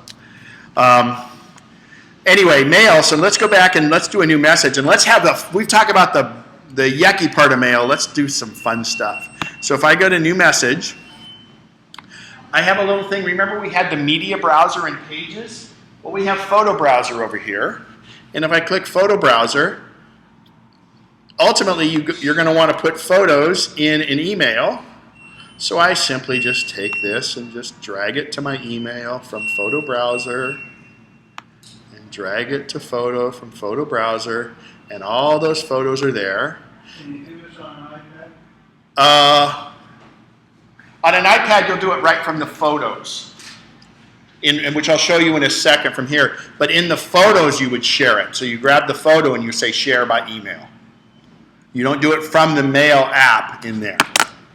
So now I have the option, and see, these are actually even kind of big for an email, so I can decide to make it smaller, and that's kind of a normal size. Now, when the person gets it, if they're on a PC, it'll look like a regular attachment, but here it gives you a chance to look at it. Now, you cannot mail 20 big photos. You should never mail more than 5 megabytes at a time. Most email supports 10 megabytes. Gmail and others support 20 megabytes. But let's say you're on Gmail and you can mail somebody 20 megabytes. It doesn't mean they can receive 20 megabytes. So I always tell people, think about 5 megabytes as your boundary. And yes, we're all going to cheat up from it a little bit. The only time you want to send real big full-size pictures is if you know the other person is going to print it or something. So what you would do is you could send them the smaller size of the pictures and say, look, if you want specific ones of these, let me know. And I will email you individually these large photos. Because like with my camera, I take 13 megabyte pictures with mine. That's bigger than most can handle right off the bat. There's other ways to share it with people from iPhoto, which I'll show you in a second. Can you zip a file on Mac? Mm-hmm. In the Finder. The photos, no. Okay. So, we'll get into photos in a second, but that's a good question, and make sure I come back to that in there. Apple's protecting you from yourself in that regard. So now, the other cool thing is, right up there I have another great thing called Show Stationery. So if we show, let's turn off Photo Browser. I show stationery. Now there's some built-in stationaries, and the question always comes up, no, you can't add to these yet. There's software people that sell you other ones, but you really can't do your own custom one. But let's go here to, say, Photos, and let's pick this stationery right here. So it's this pre-done stationery that is pretty cool, and you can pick whichever one you want. And then all I do is fire up Photo Browser, and I can move my Photo Browser a little bit, and we'll put that eye right there. And we'll put this one right here. And we'll put the giraffes over here. Okay, so I've just moved those photos into it. And I can write whatever text I want. Now I said some people may not be able to see this really cool stationery because of how their email supports. This is essentially HTML, it's webmail. But if they don't support it, they're still going to get the photos as attachments and they're going to get the text. They just don't get the fancy wrapping, okay? And even though these photos are small inside here, they're still attachments. So they don't have to see it that way. Let's say I really want the giraffes in the middle. I just move that photo right over on top of that and they swap positions. How easy is that? How cool is that? You can do invitations, you can do whatever you want on it. And it's not customizable because it's surprising they even do what they do on this. So anyway, if you do, you can create your own stationery and those would be saved in here as originals. Can you do, like for your photos, could you do clip art onto that as well? Yeah, well, in fact, let's show you a good example of that. So clip art, does anybody remember the old CDs we used also to get clip art? And you had these 35 CDs, but then you had this big, thick catalog that showed you what it was of each thing. Well, you have the biggest clip art collection in the world with Google. So let's go and do apple pie. And when I search apple pie in Google, I have the option to hit images.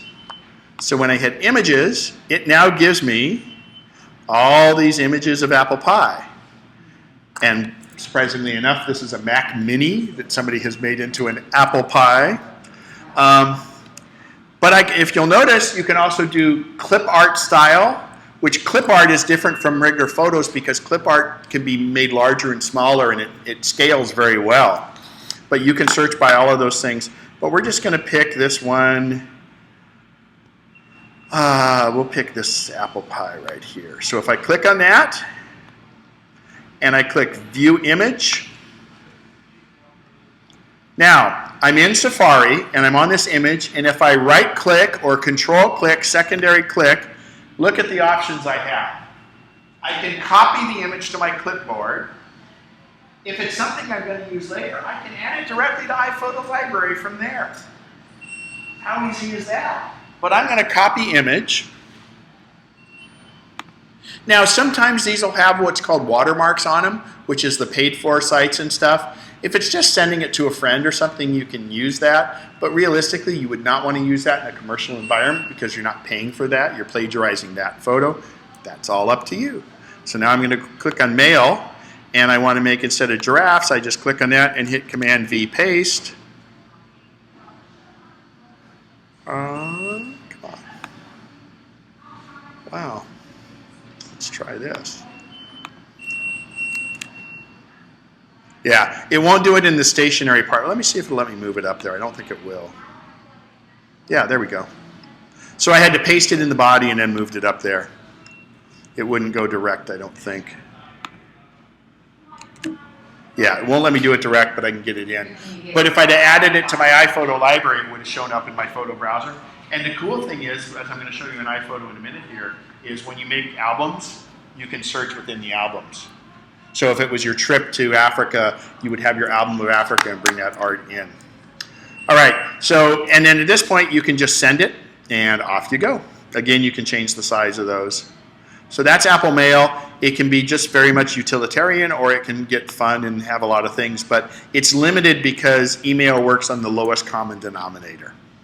Now, we're in email, and here's this looks like a bunch of photos, but in this case, this person sent this one. It's one photo. So you're going to get photos in email all the time, and you want to be able to add them to iPhoto. Mouse right up here, and you get this little discrete little menu that shows up when your mouse is there. And if I go here, let's say there were 4 photos in here, and if I click on that, I can export it to iPhoto, I can look at it, I can save all and whatever, but if I click Export to iPhoto, it exports it right to iPhoto. And if it was 4 photos or whatever, see iPhoto's firing up on it magically. By the way, iPhoto will also fire up magically if you just, if you put a camera card in it. Anyone here use digital cameras? You use SD memory cards? Every Mac has an SD card slot on it. You just plug it right in, and it will automatically fire up iPhoto, and you can import. So here it is. It came into last import. This is that one photo we just got from the mail. Boom. So I'm going to delete that so I can show this in other classes. All right, so that's quit out of mail. Yeah, I had a hard time bringing my photos from my PC over, and it's like it took me forever to try to create, Yeah, the problem is because PCs use a folder architecture, your folders came over and all your folders were a separate event. Yeah. They weren't albums. And that's, I mean, I beat up Microsoft enough, but it's also just the way they have that is managed. It's, for the person that uses folders, it's the way to do it, but it's really inelegant. And so if I make an album, drag and drop all that. so here's what you can do is through your albums, all your folders became events. So if I click on an event, I can make an album from that event, and let's show you how to do that. So I have this national park trip right here, let's say. There's 22 photos. So if I click on this, one, and I say add to album, and I'm going to call it new album, or I can add it to an existing album, but I want to do a new album in this case, and it lets me see it's already highlighted over there, so I'll just hit test. And I've created an album from an event.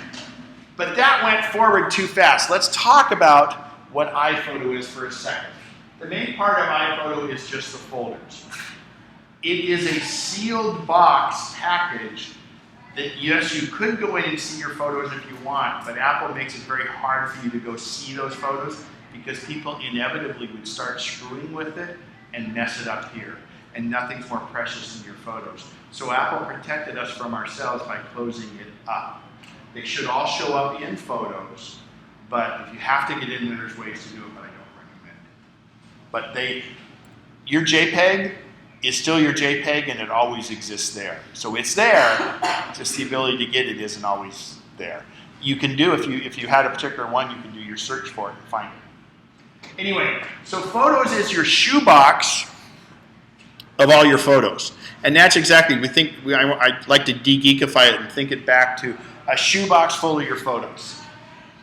Now, if you choose to, normally it comes with event titles on, so I go to View,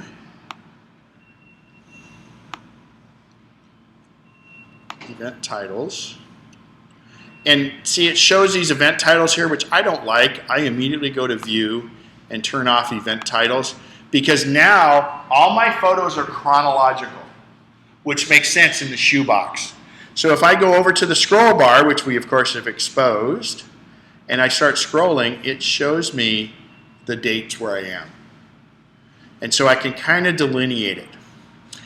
Event is another way of putting divider cards in your shoebox, and it's a better way for you to look at it because many times you'll know similar photos close to the ones you're looking at. When you import new photos, forget the migration, you brought them all over. All your album, all your folders turned into events. But now, from this day forward, when you use your iPhone or when you use a camera card and hook it into your Mac, it will split events by 24 hours. So if I take a bunch of photos today, it'll create an event for today. If I take a bunch of photos tomorrow, but let's say my card has a week's worth, when I put it in, it'll separate them into days if you want. You can you still have they're still in your shoebox in chronological order, but you can use events to view them. So is the best way, so I imported them in from my PC. So, and I just highlighted the ones I wanted and I created a new album. Is that? That's exactly right, and unfortunately you have to do that at least once, and that's fine. An album is a subset, and I'll talk about albums a little in a second. Events is really kind of like an album, but what Events does is it just is another way of looking at those photos. If you take some photos when you leave here and then you have a dinner party tonight, they're going to be in one event. So you can actually split your events because they would be two events. Or on the other hand, let's say you're on a 5-day cruise, and you really want all your photos not, it's nice to have each day, but you can also combine them into one event that would be the whole cruise. So events can be expanded or combined however you want within events, but don't get hung up on events. I like to use the chronological. Events is just there if you want it. Just like faces, it does facial recognition. It will go through and find people. The hard one is I have my great nephews are twins, and so I've named them all, it's John and Will, so I call them J and W. So because I can't tell the difference and it can't tell the difference. So they're all in one, but everybody else, it'll go through and find like photos. You can spend a lot of time doing the facial recognition. It's wonderful, but only do it for people you're probably ever going to search for. But the beauty of it is, let's say you have a picture of your brother and a picture of your cousin, and you want to go find pictures that has both of them in it. You go search for pictures of both and things like that. And it ages with the person because it's a calculation of eye, nose, and mouth. It picks up cats, it won't pick up dogs. And it's also picked up patterns on the walls and stucco and things like that. So sometimes it does that, but believe me, you don't want to have to search for a wall or stucco or things like that. And to recap that whole thing, so I have my little digital thing that I'm gonna stick in the back of my Mac, okay? And Take a deep breath. Okay, and I've taken 2 sets of pictures from 2 separate events for that day. Right. How will I separate those 2 to make an album out of each one? Since it's 2 events, take two deep breaths, and it will come into one event. Okay. Forget photos, they'll still be chronological. And if I go to an event, I can go up here. So if I double click on the event, it shows me the items in the event. And let's say I want to just select these last things, I can say split event. Okay. Or actually create event. I would create a new event from these or split event. Okay. I don't want to get into events too much because a lot of people spend a lot of time on them, and they're a tool to be more useful, but some people spend too much time on them and go crazy with events. You're better off using albums. If it's the morning breakfast, make an album for that. Make an album for the other. We're going to show you how to make an album. Well, we did an album in a second here, but if I go into my events, let's say, I'll go back to all events. Remember, I clicked on National Park and I said, add to create album. We'll go to Buenos Aires, and we can create an album from that also. Create a new album, okay? I'm not going to make another one because what I'm going to do here quickly is show you, if I go into, let's say, let's use this national park theme. Now, if I go to email this, I go share, and I go to email. It was what, 22 photos, I believe? 22 photos. It's 3.5 megabytes because it said, oh, we better do it in medium size. Apple knows you shouldn't send it very big. Look what happens if I had just decided to send them all as full quality. All of a sudden it's 40 megabytes. Way too big. But you have the option here of changing the size. And optimized is another good one because it'll kind of figure it out itself. So that way you can send more, a lot more. Yes. And because it's all based on the size of the email, okay? Now there's some other ways to do that, and I'm going to choose less photos. I'm going to hit cancel because this is actually from within iPhoto. We're not even using Mail at this point because in Mail we were able to pull them in from iPhoto, but here I'm going from iPhoto and pushing them out. So as Apple is likened to do is they have many ways to do the same thing. So I'm just going to grab these 4 photos by clicking and dragging, and I'm going to say share by email. And now I have some options for some different stationaries over here. And just like before, they'll probably be able to see the stationery, but at least the attachments and anything you put will be on there. And then I can choose my size. Now, let's go back to cancel. And I'm going to click all of these. And in share, so I ragged earlier on Yahoo about how I didn't like Yahoo for mail. But Yahoo owns Flickr. And Flickr is a wonderful photo sharing device, photo sharing site. You get 1 terabyte for free. And because you get 1 terabyte for free, it will allow you to upload your full-size photos, which therefore gives you a backup. I take a lot of sunrise and sunset photos, and I upload them direct. The ones I want to save, I upload them directly to Flickr. So I could send it as a message to somebody who has iMessage. This is a big file. I can send it as mail. But remember, we can't send these 22 pictures to someone, but we can upload it to Flickr, and then they can go get them and see them.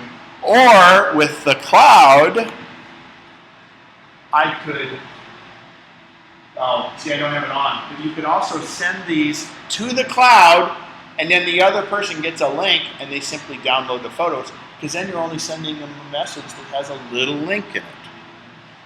You can also post directly to Facebook from here. And Facebook handles photos kind of weird, so you want to watch how many photos you do at a time. So share. And you have to have your Facebook account set up here, but you can go right to Facebook. You can also go to Twitter.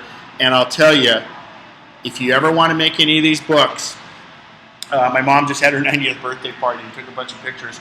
And I made a book for her of all of that, and it was so easy to do. It really was. Did you use Dropbox? Yeah, you can use Dropbox. Dropbox is great. Dropbox, you get 2 gigabytes for free. If anybody here doesn't have Dropbox, talk to her, send them a referral. You'll get an extra 500 megabytes and no megabytes. So Dropbox is great, but we're going to have iCloud Drive very soon, which will make Dropbox pretty much obsolete. You'll get 20 gigabytes of space for $1.99 a month from Apple. Yeah, I use it to share. Dropbox is wonderful. It's fantastic. And Dropbox, you can share files to people on a PC, and in fact, you get Dropbox app for your iPad and your iPhone, and those same files show up there. Dropbox is fantastic. But if you want extra free space, you refer people, they get an extra 500 megabytes, and you get an extra 500 megabytes. All right, so I get called on a lot to do slideshows because people, unfortunately, it's always when someone passes away, so they give me their photos, I scan them in and everything else. And I look like a hero, and you spend a lot of time making these slideshows. So let's make a quick slideshow. Gosh, what do we got? It's 11. We're going till noon, right? So here's how tough it is to make a slideshow. This is the National Park slideshow. I have an album of the National Park. So I'm going to go to Share or Add To, either one, and I'm going to create a slideshow. So once I've created a slideshow, I can title it whatever I want. It pulls up the title from the thing. We'll just call it Test because I'm creative. Now, that's all those slideshows, and unfortunately, you're not going to hear it because of the way this sound. Oh, let me try this. Let me do one setting here, if you don't mind. 1 second. Pay no attention. Output, output, output. Sound.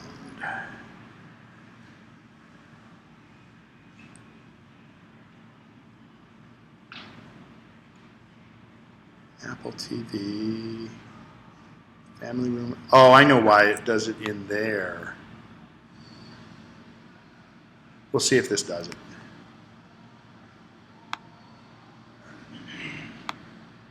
No, it's not. Anyway, so pretend like you hear music. So if I preview the slideshow, I've made a slideshow. Oh, here we go. And can you download the music from your iTunes? That's what we're going to show you in a second. Have you been here before? Yes. So, I'm sorry, I didn't have them all selected. So, preview. I'm reluctant to do full screen because it'll turn our video player off. But, so I'm going to pause it. If I go down here to the gear, which is settings, and if I go to the, actually, I'm sorry, I should be on music. And if I go to music down here, I have pre-programmed music that you're welcome to use however you want because it's public domain music that Apple has paid for. You can use it even in commercial enterprises. If you use iTunes Music, you go here, use some of your folders. Thank you. Thank you. And if you use this music, be careful if you put it on YouTube or something like that because it may strip it out of there. Anyway, you can choose your music and off you go with your slideshow. And then do you email this to people? You can't email a video, it's pretty large, but you can put it on Dropbox, you could save it on the cloud, etc. because videos do not email well. Ken, isn't, And post it to YouTube. You can go directly from YouTube too. isn't themes all the way you can do your slideshow, like the little, the way you can go in? And There's tons of different themes, and I'll tell you, I'll show one that I really, really like. And when I go into themes, the one Vintage Prints, and as I hover over it, it will show me what that one does. See, it shows you what it does. Vintage Prints is cool because it shows the main photo in there, and the other photos in your slideshow are in the background, and you look like you spent hours, and look how long it took. You can also add, if it's a long slideshow, multiple programs or multiple songs, and you can tell the slideshow to fit the length of the music. Ideally, you want a slide to show for around 6 seconds. So we're a little late, but we got everything done. While I'm putting stuff away here, I'm more than happy to answer any questions you have. Go right ahead. I've never owned an iPad, an iPhone read, so I made it come here to find out how to use my iPad. Oh, your iPad? Yeah. Well, yeah. I got some questions to answer. I'll be happy to. Let's see if there anyone else has Mac questions, and then myself or Bob can help you with that. Okay? And congratulations on iPad. My 90-year-old mom never really embraced the computer, and she loves her iPad. So now you don't have a computer, right? You just have an iPad? Good for you. Thanks, Ken. Thank you. Great, thank you. Have a great one. Oh, I have a PC at home. This If you use I tried to help my Fire, dad. does- File Vault? Yeah, He had a can really people, hard time. like if I put my password in it, can people find it? Other people's iPad? If they have access to your computer, they can get into File Vault, but your computer's pretty well protected anyway. But you can put them in a folder and even lock that folder. File Vault's good, but it might be a bit Well, overkill. I want him to be able to email. Okay. Oh, yeah, you can do that, yeah. I don't know how to do that. Also, why, like, in the iPad and the iPhone, they don't have the iPhotos anymore. It's called Photos. And on your Mac, after the first of the year, you won't have iPhoto will still work, but it's going to be called Photos. And so it will be the same between the PC, the Mac, and you'll probably be able to do it online through a PC, but it'll be, oops, hang on. So the computer being more like the iPad. Yeah, and it'll be even better though. Yeah. So it's going to be called Photos.